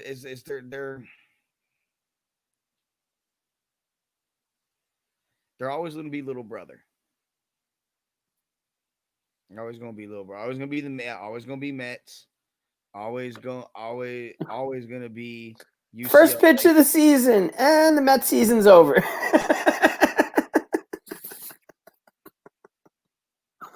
Facts. It's sad, but it goes back to like the Browns thing we were talking about, where you want to see these bad teams do something. Because let's be honest, as fans of any sport, when you hate a team, yeah, you want to blow them out. But if you're a fan of a sport, I don't care what it is, baseball, football, basketball, me personally, yes, I always want my team to win, but I always want it to be 105 to 105 in basketball with seconds left. A tie game in the bottom of the ninth with 2 outs. A 40-40 game with a touchdown or a field goal on the line. Like, I want the tight game and come out on top. I don't want to blow everybody out. That ain't fun. And that's why I love when all teams are kind of competitive, which, I mean, obviously that never happens, but I love it when my teams blow teams out. I don't want a close game. I don't like. I just get the win. I want to yeah, be. but see, I get very disinterested in blowouts, especially if it's not my team playing, and that's what I'm saying Oh, about I get it. sports. It's good for sports if it's a close game Yeah, for but the culture. that's why I said my team because I like to be able to celebrate early, get the celebration early. Yeah, Speaking of which, like this is something way off topic, and this is the last thing for So I gotta edit the they're the Clippers. UNLV UNLV recap in the Golden Knights recap in a few minutes. You and I watch a lot of like movies and different shows. And I'm curious, what was the last thing that you watched, non-sports related, that you're like, this is pretty fucking good. Oh, Mandalorian. Okay, besides Mandalorian, that's yeah, I mean, like, come on. Mandalorian was the shit. Like, um, hopefully everybody stays to the very end of the credits after the end of the season 2. If yes, you haven't, go back and important. yeah, go back and watch that. Um, honestly, man, I watch a lot of action, comic stuff like that. So really, besides that, series or movies? Either one. What's the last? I mean, Mandalorian aside, but what's the last thing you watched? You're like, yo, this is badass. This is good. I recommend I'd this. have to say one of actually shit, I just watched that and I was hyping it up. Tenet. Really, I haven't seen that yet. Dude. Like, okay, so it's Christopher Nolan, so it's got the whole, if you've seen Inception or Interstellar or and I am actually I Tomorrow, watched the first episode of WandaVision last night. I'm watching the other one the minute we get done with this Jaleesa, tonight. Jaleesa's kids are watching it tomorrow when she gets back from. Yeah, I got to watch the other one tonight. Um but no, Tenet was really good because it's another one of Christopher Nolan's where you're thinking the whole movie, and it's a movie, like it's Titanic long. It's like three hours plus. Ooh, But here's the one thing I'm going to tell everybody if they haven't seen that movie: if I you have. watch that movie, shut your phone off, turn the TV up really loud, listen to everything, and pay attention very well, because the movie moves super fast. Some of the talking scenes are kind of quiet, and you really got to be into it. Because if you, I mean, do you do this shit? You're lost. Like, but the movie is incredible. I mean, incredible. And I can't get into some of the theories on it if you haven't seen it, but that's definitely one I would tell people to check out. For me, I've watched a lot of different stuff the last few months. But the thing that I watched, you know what I'm watched it last night. I watched it twice. So I watched it by myself first, and then I watched it with Jaleesa. Was the documentary on the Night Stalker on Netflix, Richard Ramirez. It's four parts, and it was phenomenal. I mean, they got in depth. And they showed, and they not like you would think, but they showed the crime scene photos. They made sure everything was tastefully done, and you weren't like seeing like one gentleman was damn near decapitated. They didn't show it, but I mean, they said it. And as someone, I know Gus, you're in LA too, growing up in Southern California during that time in 1985. And it started in like March. Richard Ramirez started in March and it went to like August. Um, for those 100+ days, you were fucking scared. Like I as a kid was literally scared. Richard Ramirez still gives me fucking weird vibes. You know what I mean? Like you could see him, you're like, ugh, kind of does look like the devil. Um, but if you, I mean, but it was so well done.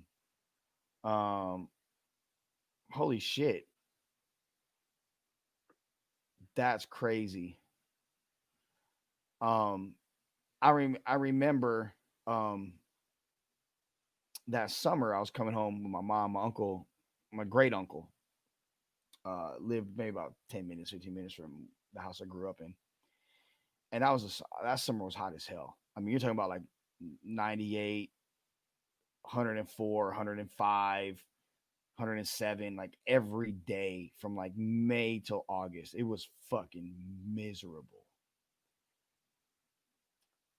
And we were at my uncle's going swimming, and we were coming back, and my mom had a friend. I think it was my Nina, Melinda, that was with us.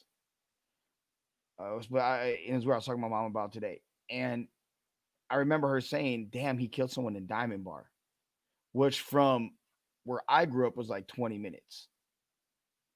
So I mean, it wasn't that far. And then he was in East LA on Hubbard Street, dude. How they caught him? I don't. Do you know about him, Rich? You're on mute. You muted yourself. I know bits and pieces about him. I'm not big into NCIS, CIS, murder mysteries, Oh, documentaries, not either. none of that. I don't watch horror movies. I don't watch thrillers, Oh, gory stuff. I'm all about all that. Like, see, I won't watch gory shit, but I'll watch John Wick rip some dude up on a screen and blow splatter all. That shit don't bother me. Like Freddy Krueger bothers you? Yeah, shit like that would mess me up, bro. Well, this dude, he killed. I mean, he did. You think of the most heinous and horrific acts you could do to anybody? This guy did it, literally. And there's probably it wasn't his first time doing it. He probably has hundreds of people he's slain that they just don't know it was him, and he's dead now. But when he got caught, he was coming back from Arizona from visiting his brother, and he recognized police in uh, at the Greyhound station, and he got out because they thought he was going to leave, but he actually was already gone. He came back and recognized the guys because the police they looked like homeless, but their teeth weren't fucked up, their hair wasn't like dingy. So he bounced. He left the Amtrak station and went across the street and went into the liquor store. And his face was on the paper. And this is like they literally found out 24 hours, if that, prior to this is who it is. And they did a press conference the night before, so it's in every paper. He gets on a bus, and a guy on the bus recognizes him. The guy gets off the bus, calls the police. Dude sees him as the bus goes away, and he's like okay, I got to get off. The guy tracks down a guy, some other truck comes by. I think it may have been like a Department of Water truck or something. Tells them they trail the bus, and he gets off and starts running and runs down on Hubbard Street and tries to carjack somebody, and they don't. And the girl and the woman's husband comes out and metal fucking pipe, wow, falls down, is dazed, and the whole street starts whooping his ass. The police come, and it was like he was grateful the police came because he would have died on the street because everybody knew who he was. And this dude is like in the interview tapes with him. He goes, he told them who he was, and he goes, "Yeah, I was just fucking with the people. I was spitting at them, sticking my tongue out like a snake towards them." And this dude, I mean, he was a Satanist to the fullest. It was the dude was the most. It was scary. Like thinking about it, and it was scary shit. So that was a really good doc. I watched that again. I watched that last night or yesterday, and then Jaleesa watched it. I watched it with her yesterday. Yeah, it was a tire iron they beat him with. But he killed people with tire iron. Like I mean, yeah, I'm rich. When I say he killed people of the most most inhumane ways, and the this thing of the most heinous acts you could think of that a person could do to a person, he did them, and he did them like tenfold. It's demented. Um, and what is another thing I watched? Well, it probably would be Mandalorian. I mean, I've watched so much different stuff that all kind of blends, but Tenet was one. I want to watch One Night in Miami. That's the one that I'm probably gonna watch tomorrow night. Um, that's on Prime, but you can get it's also on like something else as well. But One Night in Miami is Which one is about that one? it's One Night in Miami. Regina Oh, Muhammad Ali and Jim Brown and Muhammad Ali, Jim Brown, Malcolm yeah, X, and Sam Cooke all together. That's another one that I want to watch. I'm totally that's a kind of like the vibe I'm on right now. You know what I mean? Like I want to stuff like that has really got my interest. Um, but I'm yeah. waiting on That one looks good too. I'm actually really excited about the thing. It's not coming out for a while, but the thing Jamie Foxx is working on. Do you see that? the Mike Tyson movie. Yeah, Man, his impression of him is so good, and Jamie Foxx is, I think, one of the most underrated actors. oh Um, yeah, he does not get the credit he deserves as an actor because his range is unbelievable. dude. He what I think what hurt him actually helped him, and that was in Living Color. Because now you kind of look at it, and then he had his show on the WB, and it just he's looked upon as just this funny guy. But you know, Ray was Yeah, Ray. After Ray, nobody could say anything. Ray was. but what did he follow it up with though? I mean, see that's the big thing when it comes to movies and movie stars. Like you look at I mean, he did a lot of stuff after that. I think it was a lot of different stuff though. He did The Baby Driver. He did Django, which that was a great movie yeah, too. Django. In fact, that's who Daryl Johnston looked like today, like an extra Um, Arrigo with his outfit.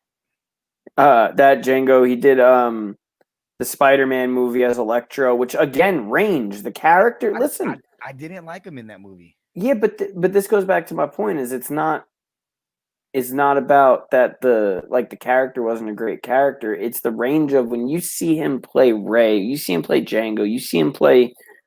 He played two different characters in that movie. He played a scared little nerdy janitor to a super villain that wasn't scared of anything. You know what I mean? And it, like I said, it wasn't even as much about that as the range this man can play. I'm stoked to see him play Mike Tyson, though. I think it's going to be great because um, his imitation of him is phenomenal.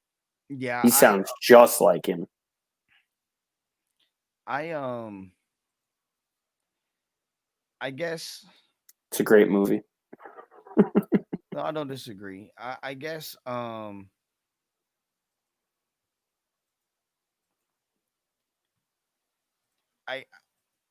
I guess my point is like when you well, look like Cuba Gooding Jr. Like he went from winning the Academy Award and did Jerry Maguire to fucking Snow Dogs. It's not the movie that gets you to where you're at. It's the next two movies that follow it that put you in a position. Yeah, but look at the irony of this, though, what you're saying with him. So, Iron Man, right?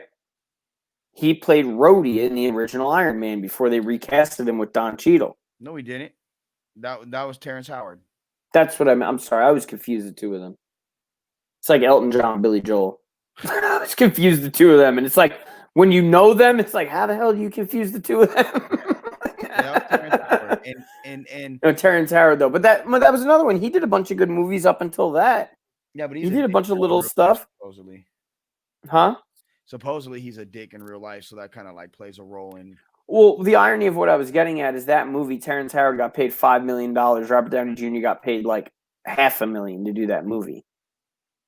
And then you go a couple of years later, Robert Downey Jr.'s made more money in Hollywood than anybody in the last freaking decade and a half since that Iron movie came out. Well, he made Iron Man. You know what I mean? Like, it wasn't like he. Yeah. But what I mean is that you look at where Terrence Howard was. Terrence Howard got paid $5 million for that movie because he was the actor at the time, not Robert Downey Jr. That was what revitalized Robert Downey Jr.'s career, was that Iron Man movie. Marvel gambled the entire cinematic universe on an ex-drug addict.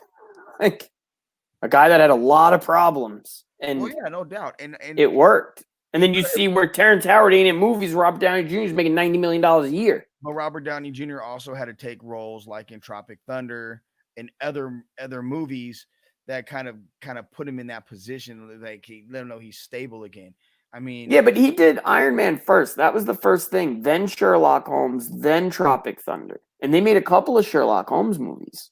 Yeah, and maybe I'm not sure what the order. He came back on the up and up after Iron Man. But that's what I was getting at about how you see the like after movies, how dudes go up and down.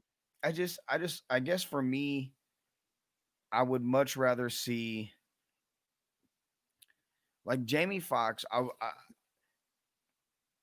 Him just doing some and he just did some stupid ass movies. Movies like I can always come back as Electro. Like I get that, and I didn't like him in the other Electro. Maybe it was because of how they made Electro look. I mean, it looked cartoonish to me. Mm-hmm. It did. When growing up with Electro, when you see Spider-Man, he's a guy that electric stuff on the hat and like to make him like basically like a fucking bolt of lightning. I mean, a bunch of electric. I thought it was kind of lame. Like, that's just me. Yeah, but it was also they didn't want to make him run out there in a yellow suit with a star on his head that looked like an electric bolt. Yeah, but they could have made him cool. I mean, shit, they made other people cooler. I mean, look at how they made Doctor Doom look and Red Skull. I mean, they made him look cool. They didn't make him look like I'm a bolt of electricity. You know, they made him some like nerdy ass dude, like Jamie Foxx. I guess I mean I get range and all that. I would. Yeah, but that's also Fox, not Marvel. If Marvel owned it, they would have never did Jamie Foxx like that, and Spider-Man wouldn't have changed 4 times. Well, this is gonna be a Sony one now, right? Marvel Sony collab, right? Yeah, they're still in part with it, but Marvel's pulling a lot more of the weight this time because they're bringing in a lot of the old characters from Sony, and they're going to bring in some of their own stuff. Like, there's rumors, and it's more confirmed now, but Daredevil, the Netflix series, yeah, Charlie Cox that played Daredevil is going to be in Spider-Man. So they're going to have, whether or not he puts on the red hood and pulls out the batons and beats the trash out of somebody in the middle of Hell's Kitchen is a different story. Or Queens is a different story. Funny enough, really quick, the bar in Daredevil, not the one that they always drink at, but there's another bar they go to in the show. We actually got to go to that bar when I brought my roommate to New York. We went there and got a drink one night late in Hell's Kitchen, like the middle of the night. It was freaking cool. It was cool to be able to go in a bar in Hell's Kitchen with a social one on the TV show. And yeah, it's a multiverse movie. They're bringing back Sandman. Willem Dafoe might be coming back. Doctor Strange is going to be in it. Like, dude, they literally flipped. Well, no, the Doctor Strange thing. Spider-Man, WandaVision, and Doctor Strange, and yes, all 3 Spider-Man, Tobey Maguire, Andrew Garfield, and Tom Holland, all of them are going to be in the movie. But so what happens is Spider-Man's going to start. WandaVision ties into it.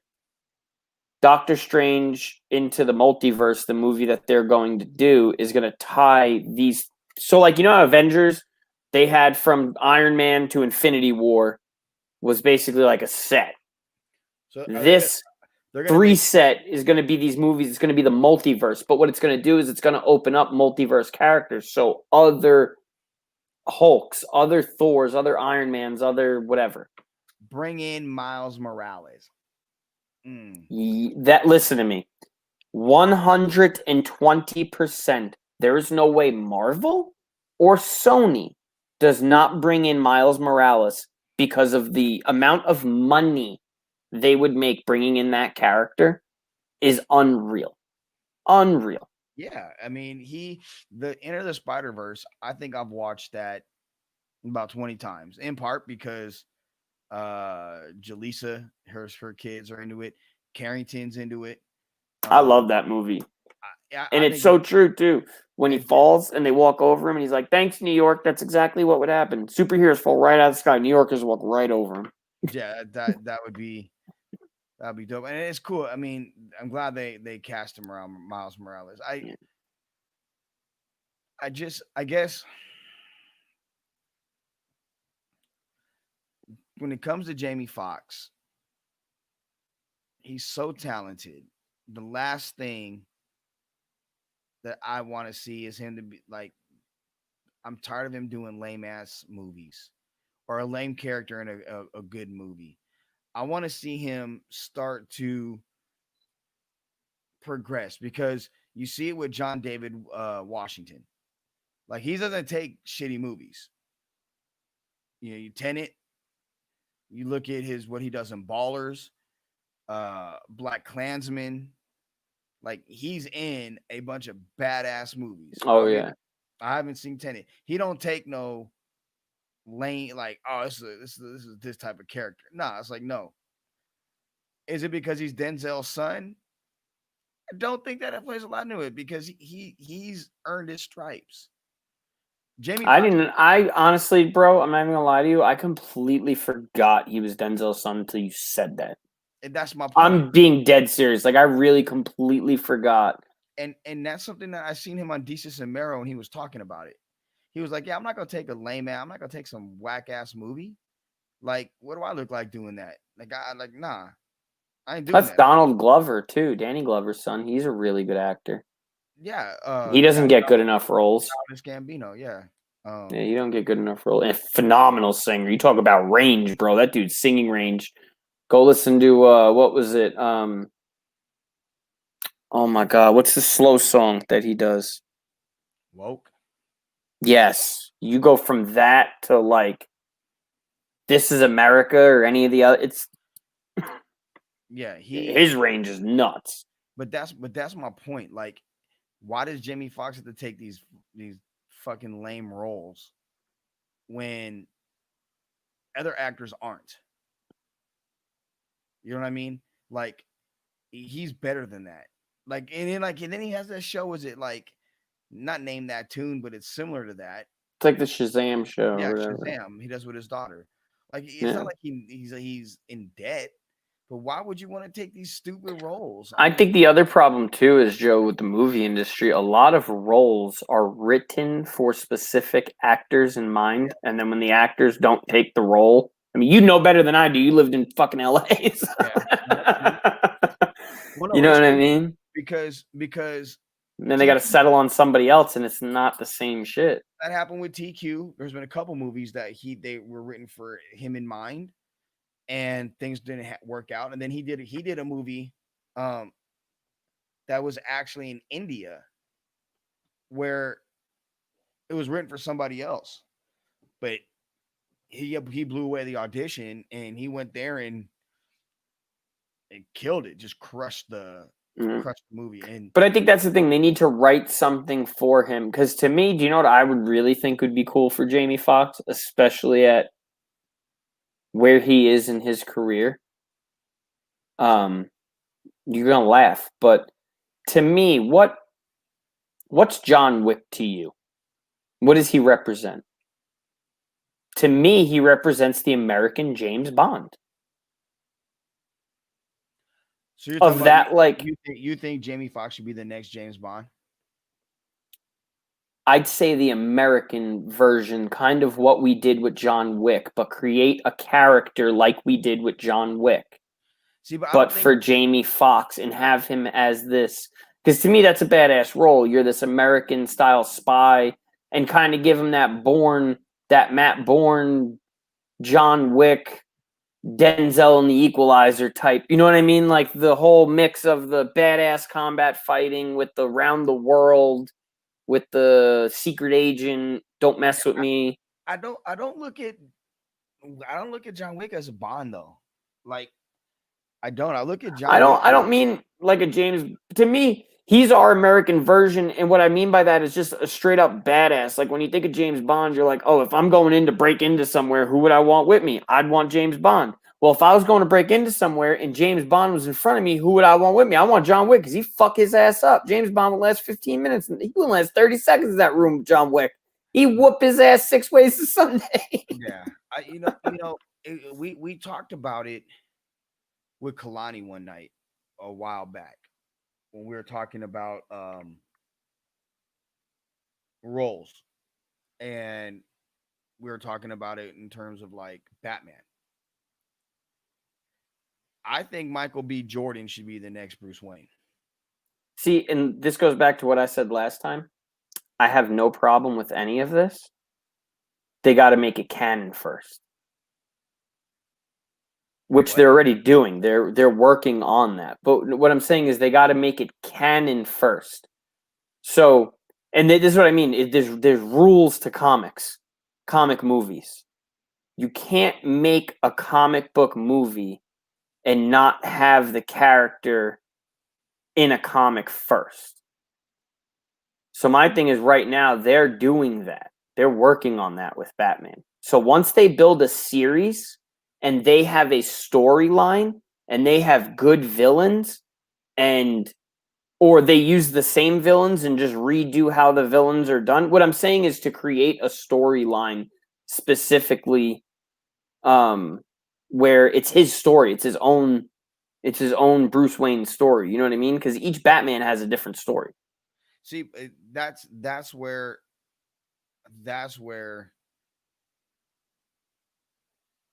I'm not a comic book head. So there's one Bruce Wayne. There's one Dick Grayson. There's one Clark Kent. Why can't they reboot it with Batman being black? That's what I'm saying. I think they have to have the comic first because that to me that's like making a white Black Panther. You know what I mean? It just doesn't. You if they make it in a comic, yeah, Black Panther's got a brother called White Wolf, and it sounds so stupid. I'm saying it out loud now, but my point is they have to make it canon first. Like to me, Michael B. Jordan should be Superman first. Nah, because they already have that in the comics, and he's built like a motherfucker. Nah, but that's why that. But see, Jamie Foxx now could play Bruce Wayne. No, he older can't. Bruce Wayne. That's the thing. Oh no, that's the problem with. And I don't know a lot about comic books. I just know DC movies to Marvel movies suck. Marvel movies, there's DC action, rushes everything though, and that's what I'm saying about you got to have a story set up. But you have Robert Downey Jr. as a character for 10, 12, 13, 14 years, 15 years. He grows to where the kids nowadays associate Tony Stark looking like Robert Downey Jr. And when they see the older Yes, they need to redo Spawn. When they see the older Spider-Man cartoons and they see the guy that looks like Tony, he just got a mustache. That's not Tony Stark. He doesn't look like Tony Stark. That's why I'm saying, like, you get a Michael B. Jordan and say you own this role for, give us a 5-movie deal and you get 500 million, whatever it is, and then you own the role and you grow it to where you are associated. That right there, generational wealth, different, completely different. And Just like, for instance, Blade. Wesley Snipes should still be Blade. The guy that's playing him should not be Blade. I see him from, I forget what movie, what, Lost, the dude from Lost. Bro, like, you're not Blade. Blade is Wesley Snipes. Yeah, He's but I still mean that's the other thing though. That I think that's the other problem though too is the idea that Marvel set up. Marvel set up knowing they were going that long. DC's been trying to play catch up, and they started first. Marvel got a plan set up. DC's been trying to play catch up since. And I think that's the problem is DC needs to finally just sit down. Because here's the thing. Why Marvel is so good is Marvel stuck to a storyline. And that's what people don't understand about comics. Storyline and canon is so fucking important in comics. I jumped out of my theater seat when Captain America picked up the hammer. Because in the comics, he can hold the hammer. In the comics, when Thor dies, because there's all different storylines, when Thor dies, he leaves the hammer to Cap. So when he grabbed that shit in the movie, bro, I jumped out of the seat, screaming like a lunatic, and had 200 people in the movie theater looking at me like I was an idiot. Like, what are you so excited about? I would have been But wanting to it's sit down. We're trying to watch a movie, you weirdo. but it's the point of when you know the source material that it's coming from, and Yeah, these guys like the Russo brothers can run it so well to the point where you're looking at the frame on screen and you're like, dude, that's from page 6 in comic number see, 312. but here's, I guess that's I know what you're going to say. It's not for the casual fans. And this is always where it comes back to me, and I know everybody's going to hate me and I don't care, but fuck the casual fan. And but I'm here's being what truthful. Fuck the casual fan you're because it's losing. not who these people make these movies for. Then you're losing hundreds of millions of dollars. They make the movies Yeah, but to, it's the point of do you want to make a movie that everybody likes or do you want to make a movie that it goes back to like sports? Do you want to watch a football game that everybody likes, like I like, where it's 40 something 40, or do you want to watch your team blow them the fuck out, Joe? well, no, It's but no. The bottom line is business, and if you make it to where a casual fan can't relate, someone like me, you're talking about Cannon, and I'm like, what the fuck, like a can, like Nick Cannon shooting something, the Fremont Cannon shooting. basically being No, in no, the comic. no, It has to I be in the get it. comic. I know what you're saying now, but like my point is, someone like me who's like, I don't read comic books. I'm 43. I never really read comic books as a kid. Like, I liked Batman. I loved Batman. I loved Spider-Man. I thought Superman was stupid. You know, like I thought he was unfair. I didn't read G.I. Joe comic books. I liked the cartoon G.I. Joe. Like, I never was, I was in, like, okay, this is cool. This part of it's cool, but I'm not wasting 10, $20. I'd rather go spend down baseball To card. me, it's the equivalent of you ever see the people that when they watch a movie and they say it's not as good as the book. No, because I know who they That's are. every comic movie that Marvel hasn't done in the last decade. But here's and my point to that is there's more people that haven't read the book. There's more people that haven't read Harry Potter than people that have read Harry Potter. I had never seen a Harry Potter movie up until I started dating Jaleesa. And that was 3 years ago. Never seen it 1 second of a Harry Yeah, but Potter. I'm sure she looks at the movie differently than you do. She Where knows she about loves certain that. parts and other parts she's like, that's not right. That's not No, how it was in the she, book. no, she understands. No, her rationalization, thankfully, is the books are so long they have to condense it in movies. They can't put everything in the movie. And for people like you, because I'm not gonna read that. I like, what was the other one? The Hobbit, I think is what it is. Yeah, Like, Lord of the Rings. yeah, I never read those books. I Yeah, but watched. see, to me, that's what I'm getting at is to me for the Harry Potter fans. I feel like they should have made it more to them. For the Lord of the Rings fans, more to them. For the diehard comic No, fans, I more to know what them. you're saying, but my point is you're alienating more people that could potentially watch that movie than for the people than the people that you literally have watched the movie. And I guess, It like, just makes it cooler when you're a fan and you know they're like, oh my God, they're doing it perfect. Like, Yeah, wow. but there's no movie that's ever gonna do that. Like there's honestly from any comic book because there's certain things they're gonna have to pull out for if it's ratings reasons or if it's PC reasons or whatever it is. There's certain things in comic books that they're just not gonna have that they just can't have.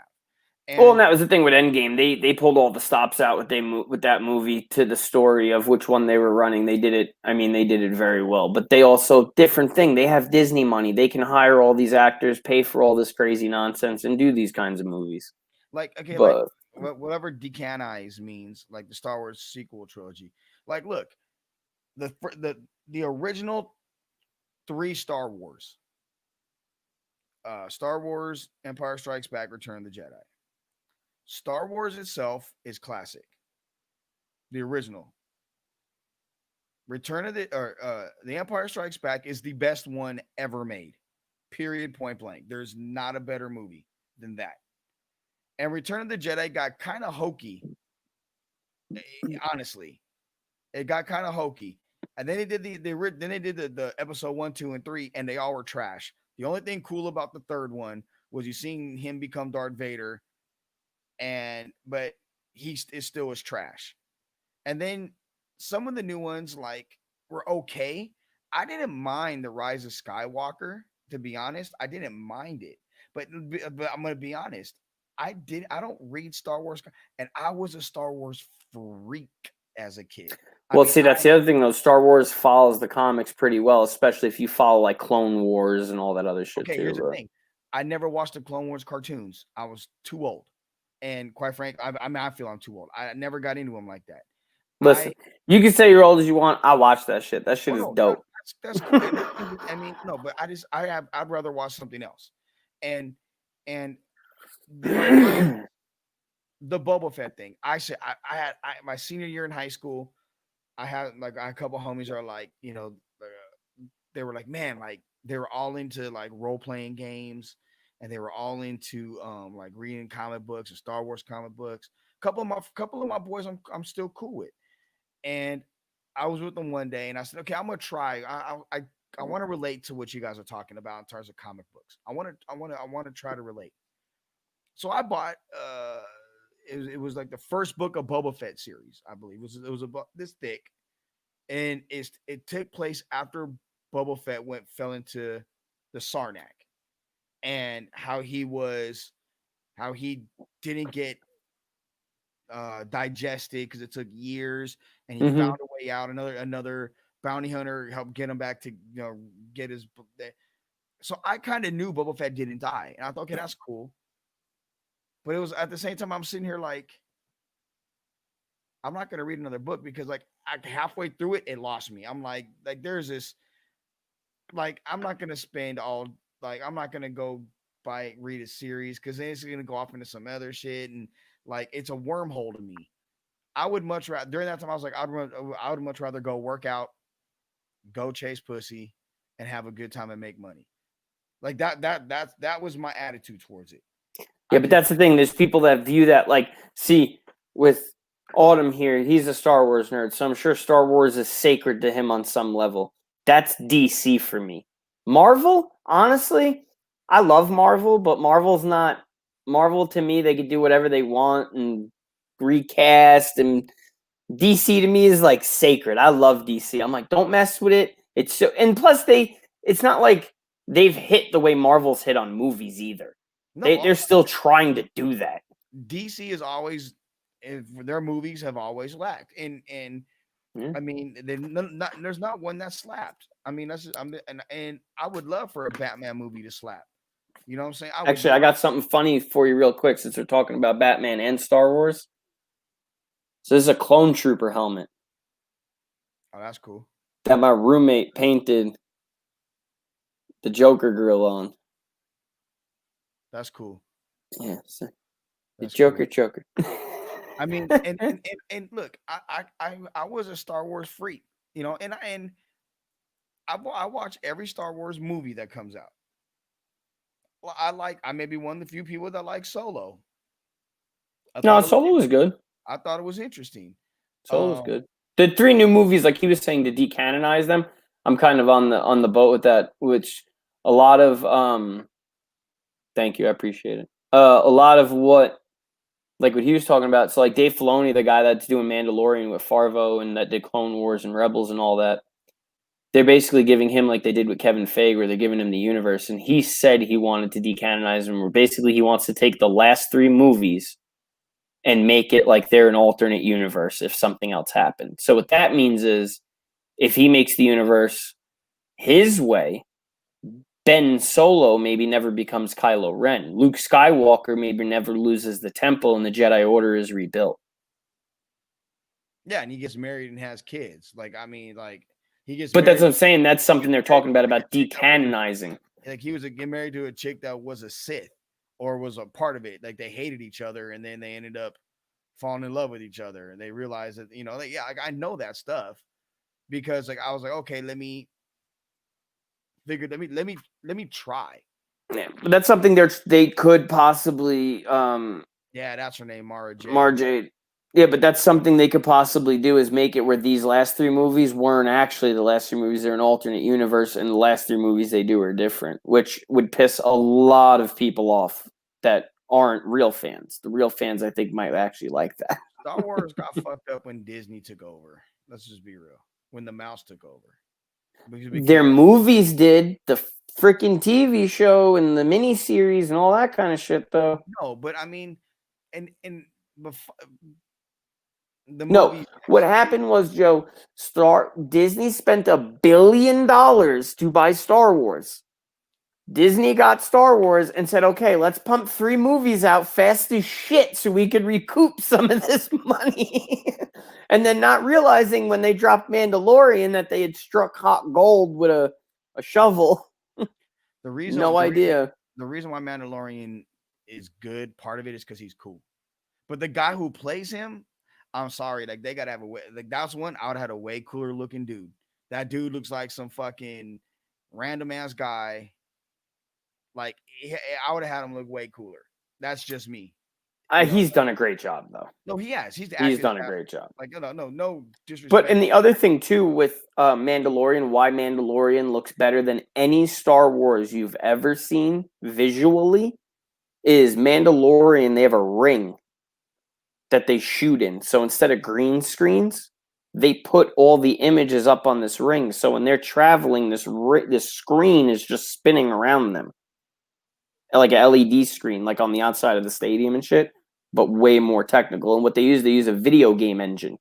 It's called Unreal Engine. So all that wild shit you see in the background, there's only a handful of places they actually go and shoot.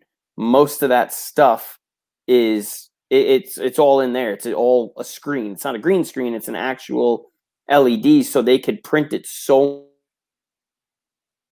much faster. Because now you don't have to sit there and put all this stuff in the background or lay it in there and it looks spotty. This is there. And they changed the depth.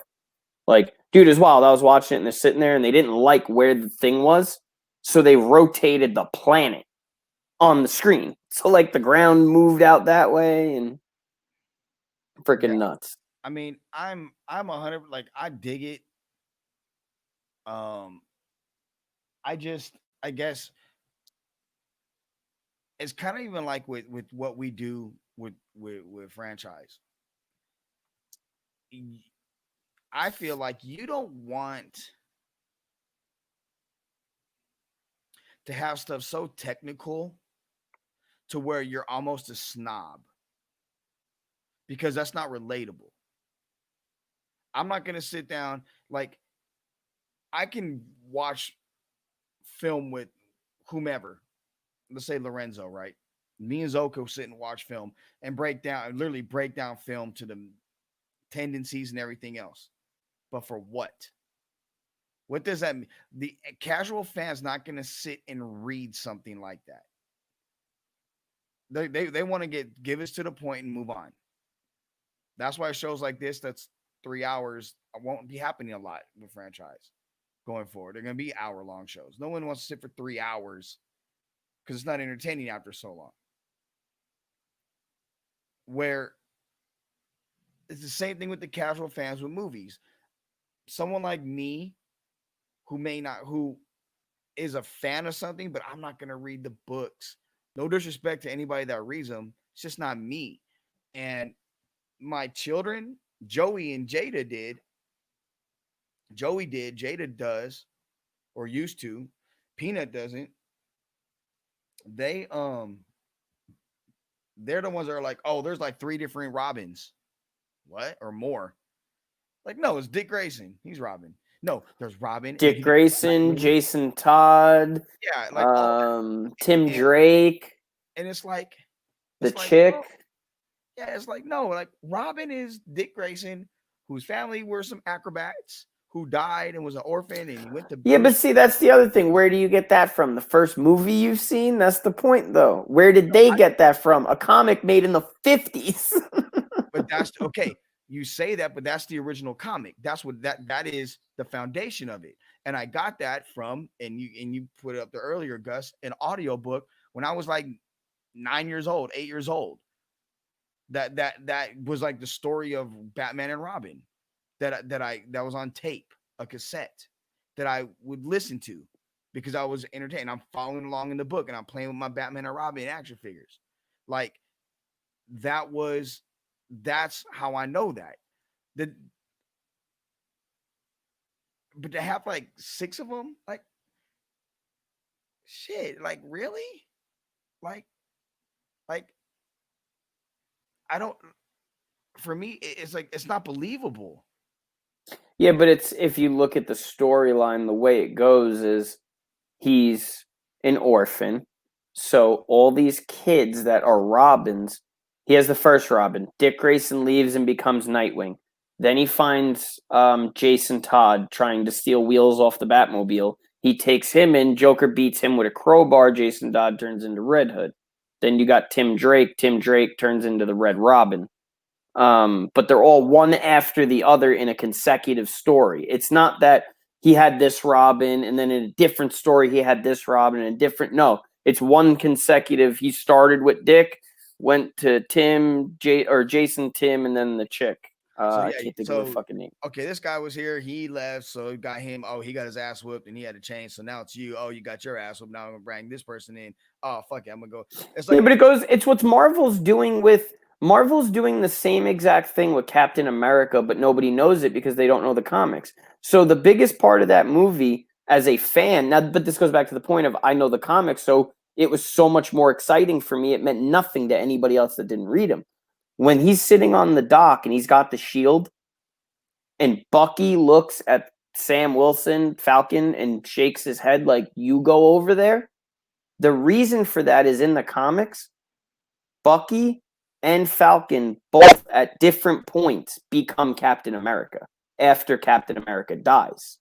So that's why, as a fan, you're sitting there knowing he's about to give that shield to somebody. And you're like, oh shit, which way of the story arc are they going? Is Falcon going to become Winter Soldier or is Bucky going to become Winter Soldier? Then when you see Bucky tell him to go, you're like, oh my God, Falcon's Winter Soldier. But like I said, if you don't know that, it's not as fun. I don't know that. It's like, okay, they chose the black guy. They chose Anthony Mackie. They chose Papa Doc. You know what I mean? And now it's like, well, the dude that played Captain America who said he wasn't going to play him anymore is like, yeah, I'll come back to play. I want to come back and play him now. And Anthony Mackie's like, yeah, it's cool. Like, I mean, like, no, like, he ain't coming back to play him. Yeah, bruh. Like, have you seen the news the last couple I days? saw the news, and then Chris Evans tweeted out after that, first I'm hearing of this.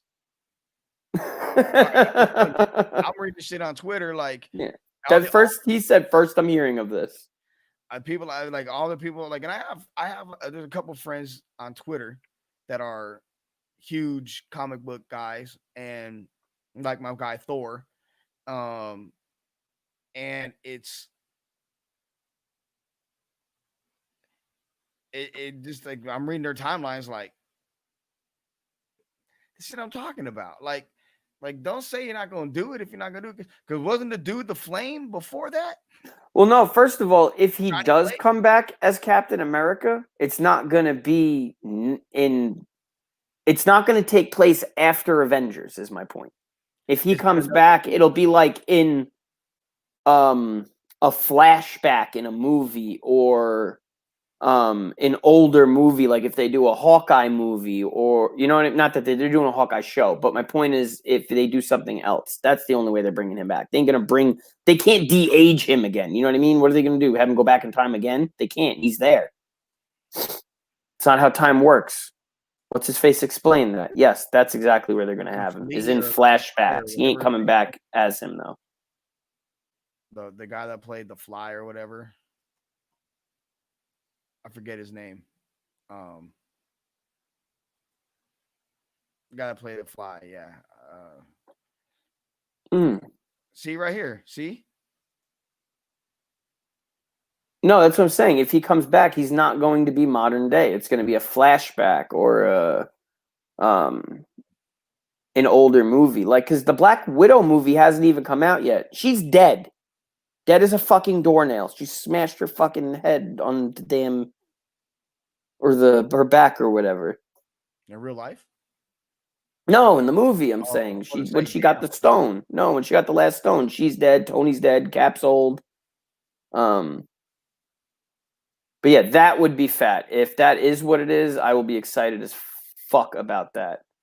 If it's an actual thing of him returning all the stones, like one movie of him bringing all the stones back, that would be sick as shit. He was the Human Torch. Yeah, in Fantastic Four. So he's two guys Oh, now? there's plenty of people that have done that. Plenty. But he was in multiple movies as the Human Torch. Mm-hmm. Yeah, but that's the thing. Once again, they pulled that out of canon. That never tied in with the Avengers. They weren't in the same universe.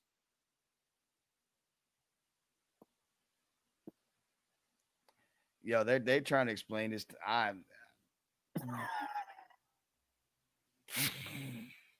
See, Joe, but this is when you try to explain to somebody that's a casual football fan about why the quarterback overthrew the wide receiver by 10 yards out of bounds. And they're like, that was a shitty fucking throw. And you're like, dude, he's throwing the goddamn ball away. It wasn't a shitty throw. It was a shitty throw. No, I'm like Nate Burleson on Nickelodeon. See, what happened was the guy was about to hit him, and in order for him to not turn over, he had to throw it right there. That explains it. Ain't like, no, he's in this universe because such and such did, and then there's this alternate universe to that universe, and like what? Like, bro, we live in a fucking universe. There's different worlds, different universes, but that's what makes it cool. Is in the other one, there's an Asian Hulk, the chick that's Iron Man. But that's what I mean about I'm okay with them doing that, but they got to run that universe. Don't take one character out of that fucking universe and then be like, oh, we're going to have Amadeus Cho play Hulk now, but all the other Avengers are going to be the other. No, do the Avengers that were with that Hulk. That's what I'm getting at. Of if you're going to do a story, do a whole story, write a whole novel, book, whatever, so you have the source material to make a good movie and have those characters in it. How about you just say, fuck it. Bruce Wayne, you're a black man this time, and we're going to run a whole series of Bruce Wayne being a black man.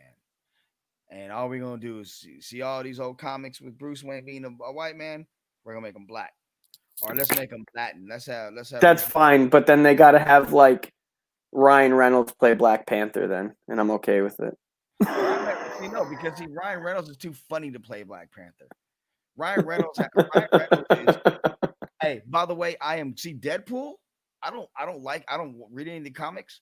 I watch every Deadpool movie. That's my guy. I fucking love Deadpool. Deadpool's very good with the comic source stuff, though, because that's exactly what he does in the comics. He talks to the fucking Natalie Portman as Thor. Thor. But Ryan Reynolds, and I'm glad the next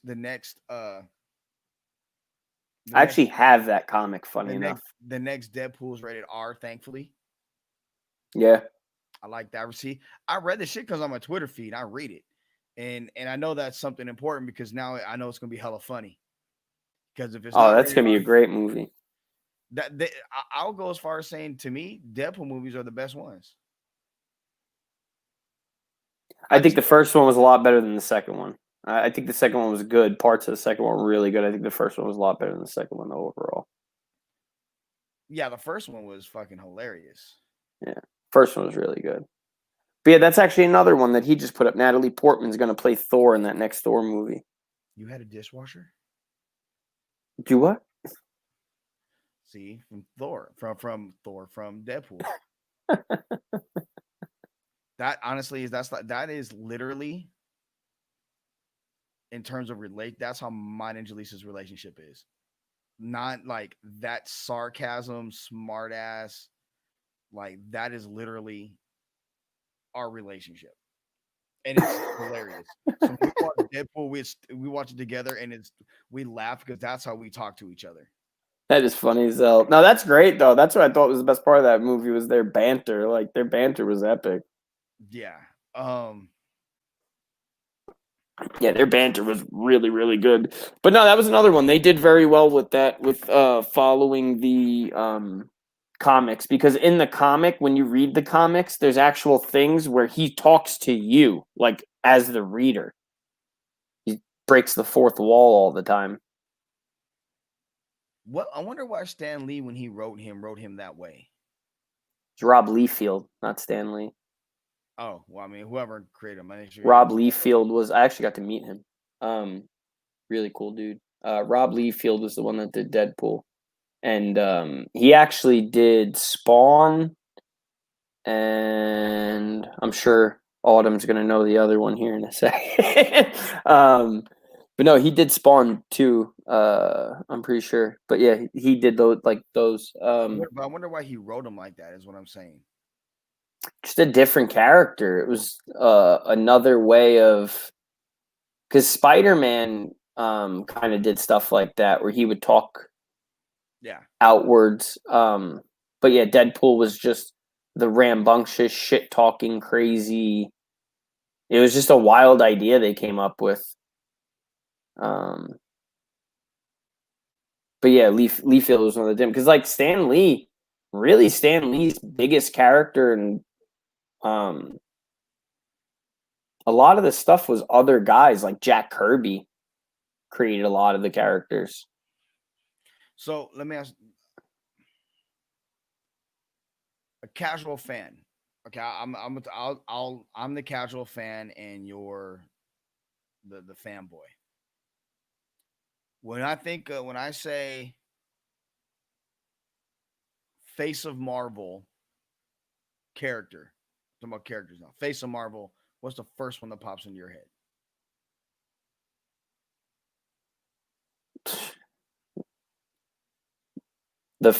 Honestly, it's two.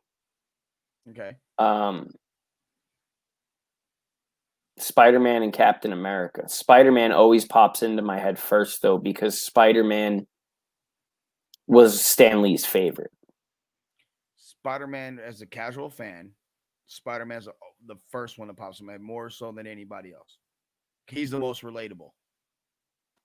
Yeah. DC, first character that pops into your head. Batman, every time. Okay. I know everybody else goes Superman, but Batman always pops into my head for me. I mean, I'm partial to that, though. Me, it's Batman, but Superman would be probably the other one. But see, growing up, I can tell you this. Growing up between the two, Spider-Man and Batman were my favorites, but I like the DC heroes better. I liked Aquaman. I liked Green Lantern. And it's funny because most casual fans, DC has the better villains in their eyes, and Marvel has the better heroes. Oh, the villains in DC. I mean, the Joker. Fuck the Joker, Deathstroke, Gorilla Grodd, Lex Luthor. You could I've heard of. Deathstroke is Batman. Deathstroke is if you took Batman and John Wick, took out one of his eyes, and gave him some super strength. Dude runs around with a sword and a pistol and just fucking wrecks people. That's my roommate's favorite character is Deathstroke. Mine's obviously the Joker. See, I mean, I always loved the Joker and Batman, though, because they didn't have powers. That was my favorite part of the Joker and Batman was, okay, you had Lex and Superman, you had this one and that one, this one and that one, but they all have powers. They all have an enemy with powers. The Joker was just an anarchist, and Batman was just a rich dude that knew how to fight. And he didn't even need a gun. Lex Luthor didn't have powers. He just was smart and rich. Yeah, he had the mech suit, though, that he built to fight Superman. Okay, that's above my pay grade. Oh, don't worry. If Zack Snyder keeps the DC universe, you will see, and this is why Zack Snyder's a great nobody. If you're a comic book fan, you love Zack Snyder. If you're a casual fan, you don't like him. But Zack Snyder will show Lex wearing the suit at some point. Like, that's going to happen. Lex is going to fight Superman in the big suit. I'm going to piss you off. I may piss off Gus as well. I'm going to go ahead and say it. I didn't like Christian Bale as Batman. I thought he would acted like a straight bitch. Okay. As Batman in the cowl, I won't say he was one of my favorites. I won't. As Bruce Wayne, though, he didn't do a bad job of playing the dick but not wanting to be. I definitely think Heath Ledger took that whole series, obviously. And Tom Hardy did a great job as Bane, too. So did What's-His-Face as Ra's al Ghul. The villains were really good in that movie, honestly. All of them. Scarecrow. I don't like the guy that plays Scarecrow. I don't like him in anything. Do you know he was almost cast as Batman? The dude that played Scarecrow? I would have been pissed. It's just like I'm pissed that fucking what's his name is Batman now. Vampire boy. Pattinson. Yeah. See, and here's the other thing. Victor Stone. Batman all of a sudden puts on his cowl, and it's like me going like this. Hey Richie, we're gonna talk sports. Yeah, but it's Batman. He's got to. That's part of the thing. Batman never was like that. To me, okay. Batman was always the normal dude, but Bruce Wayne. We talking about Adam West Batman leaping in and out of cars, running around, friggin' powing and not Robin. That's not how I'm going to talk when I'm Batman. No, that he was. I'll be honest with you. If you talk about comic accurate, Batman v Superman's Batman, not Justice League, Batman v Superman. That, yes, but the first movie, because people want to tie the two movies together, you can't because they were directed by two different people. You're gonna get to see the real version of Justice League in about a year. But Batman in the first Batman v Superman, that is the most comic accurate Batman we have ever seen on screen. Brooding, big, old, angry, and goddamn, you did not see any better fight. I almost don't even want to post this because I literally hate the man more than like anybody on God's green earth because of that, but I'm going to so people understand. When I hear the name Ben Affleck, I think of Bobby going fucking Ben Affleck in role models.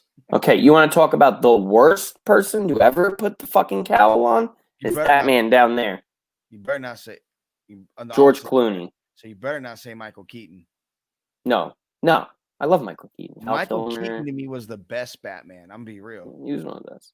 No, and that's what I'm saying. Like, you talk about different aspects, like I said, comic accuracy wise of like fighting and being Batman.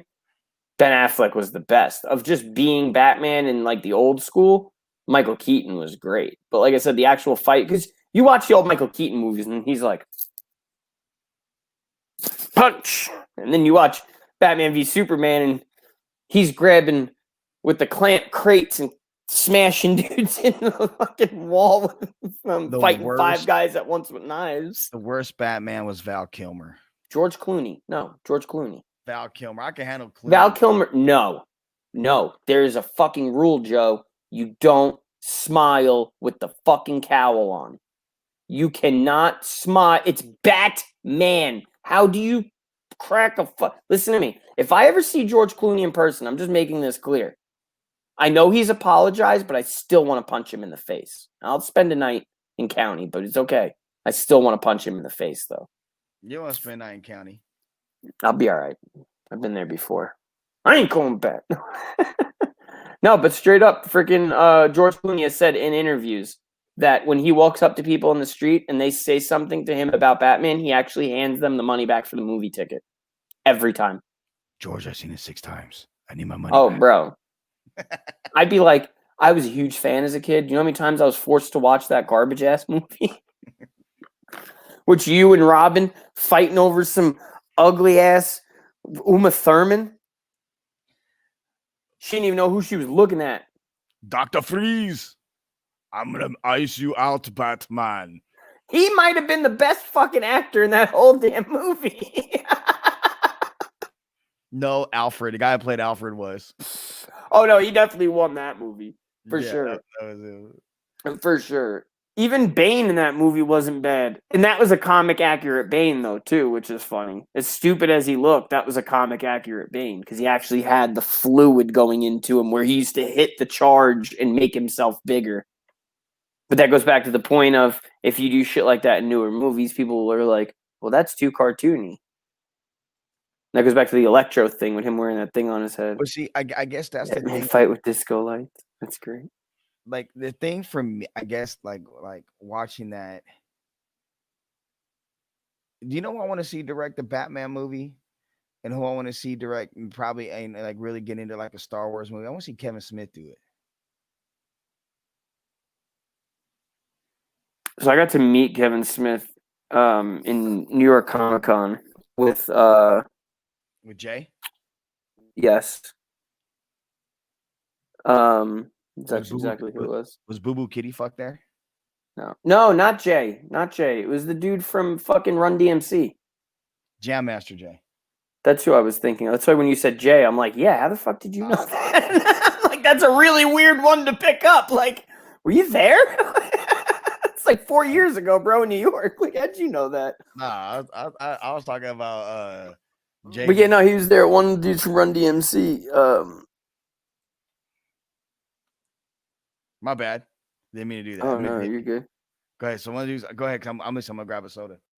Oh, you're good. Yeah, but he does some comic stuff too. That was really cool. New York Comic Con. Got to see cast of Agents of S.H.I.E.L.D. The dude that writes the Batman, or not Batman, Super Sons comic. I got to meet him, pictured him. Jim Lee. That does a whole bunch of stuff. I got some stuff signed by him. Kevin Conroy that voiced Batman in all the cartoons. And Tara Strong that voiced Harley Quinn. I had to meet all of them. So, like, I've been to Comic-Con.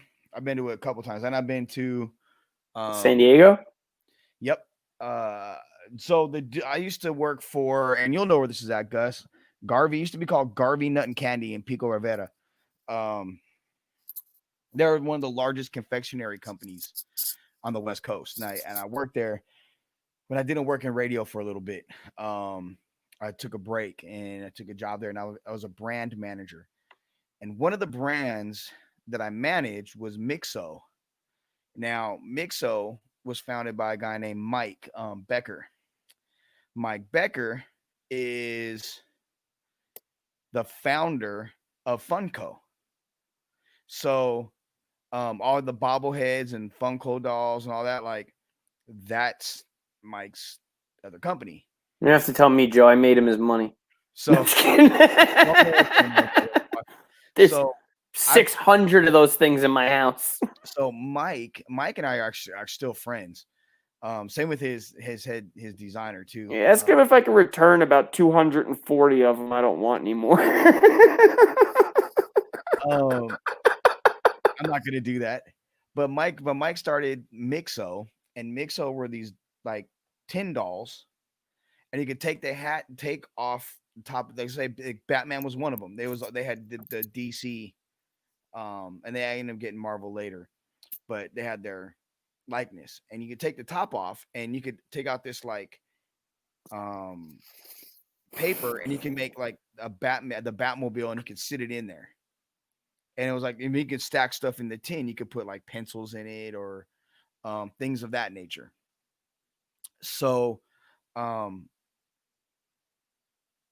San Diego Comic Con, and there was another convention that happened in Anaheim, but it was like a smaller version of Comic Con. Mm-hmm. Um, I know I had exactly what you're talking I about. had to go to both as because I'm the brand manager for that. That was one of the companies I repped. So all you can go into like any like whatever candy stores in the mall or whatever, forget the name of them. Like they're all in there. Like Hello Kitty's one of them. Like it's all over. Um, I ended up like Mike was like, "Hey, we need you down here." So next thing I know, I'm fully credentialed. I get down there, they give me my pass, and I'm in there, and I'm walking around like I'm at our booth. But then it's like, come on, let's go walk around. And I walked around Comic Con. I got pictures, like it's on my Facebook page. So I mean, I don't like my Facebook page is private. So I mean, Rich, I know you're friends with me on Facebook, so you can check them out. It's from years ago, but like when Walking Dead first came out, the Walking Dead exhibit Mm-hmm. and all these other ones. Like, I mean, I got a chance to meet some really cool people. Mike is super cool. You would never know the dude is worth what he's worth, and um, super creative. Like that whole group is just a good group of people. So Funko is like Mixo, like Mike Becker, such a good dude. So that's how I kind of know some of this stuff too, because I would have to talk with him about it, and I did it for like 8 months. Like I was there 9 months. Um, and I would say all but a month and a half, 2 months of it, I was the brand manager for them, and killed it. Like I killed it. Like I crushed it. That was pretty cool. But Yeah, I spent a lot of money with your friend. No shit, dude. I'm not even being funny. Between me, my roommate, and one of my other buddies, just the three of us, and I know a lot more people that collect them, but just the three of us, we have just under 2,000 of those. it's funny how he got started. He started making them from his dad. He lived with his parents and made it in his garage, his dad's garage, parents' garage, and got to the point to where he literally had to move out and get a storage facility because the garage was filled and they were selling them out so fast, and it just exploded. Um, A genius idea. I give him that. oh, and yeah, I he mean, dude, I have one of my buddy that's the pro wrestler. yeah, I have his bobblehead. Like, like it's he had. wild. I wish my ex got rid of him, but he made bobbleheads of me and my kids. Like he had them made. Like so, we had our own little Oh, the personal, custom ones. yeah, little our own little bobbleheads, and he actually asked my daughter to design because my daughter can draw. Like her artistic ability, especially when she was 8, 9, 10, 11 years old, like when she was like in the midst of it, like in the middle of it, he wanted her to come design stuff for him, like right then and there. Like he was like Jada, like I got this clothing line I'm about to drop. Why don't you design clothes for me? Like design stuff to put on because you know what's cool. And like she was gonna start to do it, and then like I left the company. I had the opportunity to get back into radio, and I couldn't pass it up. But um, it was really cool to see that. But and I think the other thing too, like when it comes to these superheroes and stuff, man, like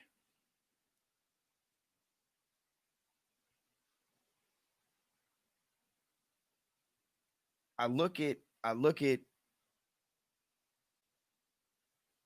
like Batman, and I see like my version, my picture of him is this like I don't want some older dude. I don't want some dude in his mid 30s, 40s. You know what I mean? Like I don't want fucking Ben Affleck. I want some younger dude that's just back, that's smooth, that's debonair. And I know Batman's a little darker, but like Christopher Nolan's Batman was dark as shit. I mean, and then I tried to watch the show Gotham, and I watched it the first couple. years, and I was like, okay. But then it got way fucking weird. I mean, it was like what's his name that made Edward Scissorhands weird? Like it got off on some whole other like way dark. And I I can't. wasn't a huge fan of what they did with Gotham personally because it didn't really run with the story. He was too young. I mean, it was a cool getting to where Bruce Wayne becomes Batman, but Did they ever get there? the last episode of the show is basically supposed to be him turning into Batman. I didn't see the last two seasons, but I know from what I've seen, it's supposed to be the point of him turning into Batman, and then we kind of know what happens after that.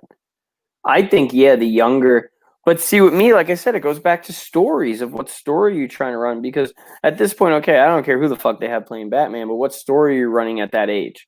Because is it he's just on his own, and which, because that's what they're doing right now with the Robert Pattinson one, is he just on his own? Did he just meet his first handful of villains? He doesn't have the Batmobile perfected yet. But the thing is, they've done it a bunch of different ways. Christopher Nolan, he started it like that. Gotham started it like that. This Pattinson one's going to be like that. But it's back to the point of how far are you going to go? Are you going to go up to a Robin? Are you going to go through the Robins? Are you not going to show Robin at all and just pretend like he didn't fucking exist? Like, what's the... And that was everything. That's why another reason I didn't like the Nolan, uh,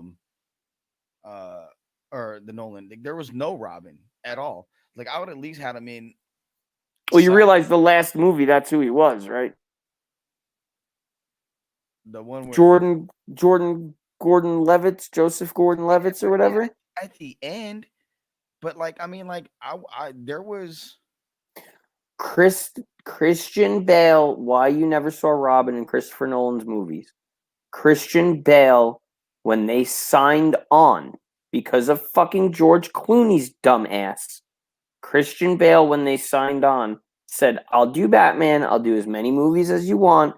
I will not be on screen with a Robin. It will not happen. Not going on screen with a Robin because of the shit show that George Clooney started." okay. So how is that Clooney's fault that that movie went awry? I mean, he's just an actor. Because Clooney shit the bed doing Batman. Batman is a specific character, brooding, angry, pissed off. Like, he's not happy. You can't be this, hey, look at me, I'm George Clooney. Let me do my stupid little stare, my greedy smile. Freaking, I hate him. I hate him, bro. Hey, but that movie Snowfall or whatever that he was in, that shit was pretty good. I watched that too. George Clooney's a great actor. He's a horrible Batman. Not as bad as Val Kilmer. That's like having Ryan Reynolds play Batman. Like you were saying about that's like having Ryan Reynolds play Batman. Can you imagine if Batman walked up and started talking shit, joking around? You think it was the Joker? You're like, what the fuck's going on here? Am I in an alternate universe where they switched roles? Okay, so George Clooney. Oh God, I'm not gonna sleep tonight because of that. Ryan Reynolds could play any superhero and crush it. No, I think he'd do a good job. My point is though, you can't have a guy smiling being Batman. And you can't have Batman talking like this all the time. Once again, why Zack Snyder's first Batman and Batman v Superman was awesome, because Batman's voice was done through a voice modulator. So the weird Batman voice sound didn't sound weird because you knew it was going through a voice modulator. So it was like, oh yeah, he's got a thing making him sound but even like the that. Lego Batman dude sounds like that. When he talks like in Lego Batman, he talks like that. But Will Arnett, he does that on purpose to make it more. So the first thing with Christian Bale, that's not Christian Bale's voice. That's done through a computer. Oh shit. Christian Bale spoke normal through the whole movie. That's actually done through a computer. He didn't even know about it until after the first movie came out and was like, what the fuck? I guess Christian Bale's a dick. I just don't like him. And I know Green Lantern sucked. I know it sucked. We all know Green Lantern sucked, guys.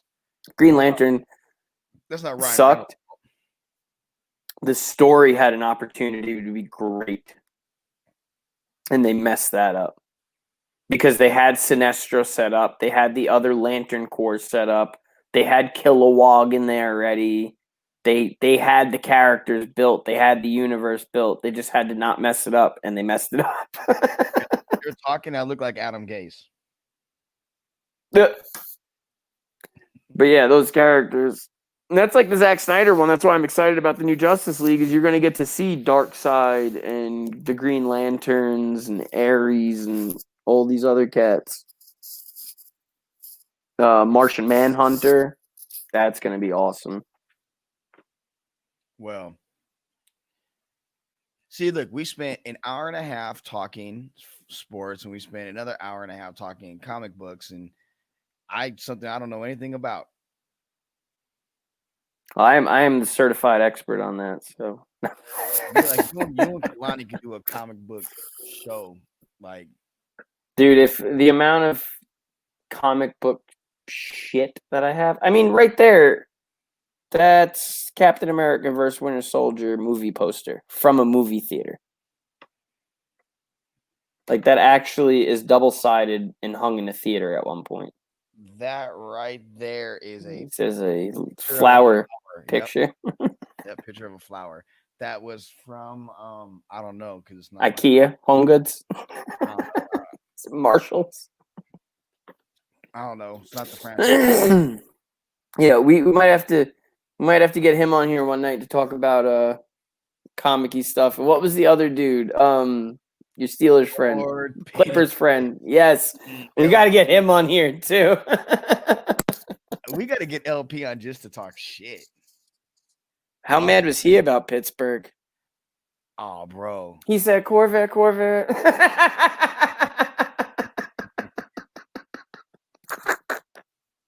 Oh, I don't think that man is ever gonna do another TikTok dance in his life. Who, LP? Nah, Juju doing that stupid dancing on all the logos, and then people start talking shit and they start getting their ass beat. Nah, it's cool. You know what? They might be playing in New York anyway, right? Yeah, I don't know. LP about Pittsburgh. Look, the thing with LP in Pittsburgh, he hates Mike Tomlin. So he kind of expected it. I know we brought that up last. Yeah, he calls them hoes and Schittsburg and Steelhurst and he went in on them just like he goes on the Clippers and Dick Rivers and Autistic Rivers, which is really funny about that, because Austin Rivers looks awesome in New York right now, and Doc Rivers got one of the best records in the East. Not that I think either of those things are going to last, but yeah, he LP's funny. Oh no, he was good that night we were on here. He was really good, and he knows what he's doing, and he's not Clipper Daryl, where he's not gonna sugarcoat how he feels about the Clippers. He's like, oh, Clippers fucking suck. They some hoes. That's his. He's like, I think the other night I seen a tweet out. Damn, the Lakers were down 1 at halftime and smacking motherfuckers by 50. He was like, just give them the fucking ship right now. So yeah, dude, they look. Paul George looked a lot better this year than he did last year. That's for damn sure. Last year he was looking rough. It's not playoff time. Pandemic P. Yeah, not pandemic P. But you know what time it is time to bounce though. We've been doing this way too long, but if you stuck with us like Gus, thank you for joining us and being a part of the show. Gus is the man. Gus can hang tough. This is the show that goes as long as it needs to go at night. We talk about anything and everything. It's all on the table. Follow him at Rich Lupo 11 on Twitter. Follow me at Joe Arrigo. Follow the franchise at franchisesportsmedia.com, or excuse me, at the franchise LV on all the social media networks. It's right there scrolling at the bottom of the screen. Join me next week for sure on Wednesday for a WWJD. I'll have Jacob Westendorf from Game On Wisconsin with me, plus probably Lorenzo Reyna talking about some more matchups, and we'll see who else we can get to come on to talk about Packers and whomever, because as long as I'm the owner of franchise, I can talk about whatever the fuck I want to on my show. Packers, hopefully all the way to a Super Bowl victory. And then at the franchise pod, TQ and myself, that we recorded on Thursday, aired on Friday. So make sure you check that out as well. Um, thank you guys for joining us. Don't forget check out tomorrow's recap of the Golden Knights victory tonight on franchisesportsmedia.com. And have a great day, everybody. Good night. Good night.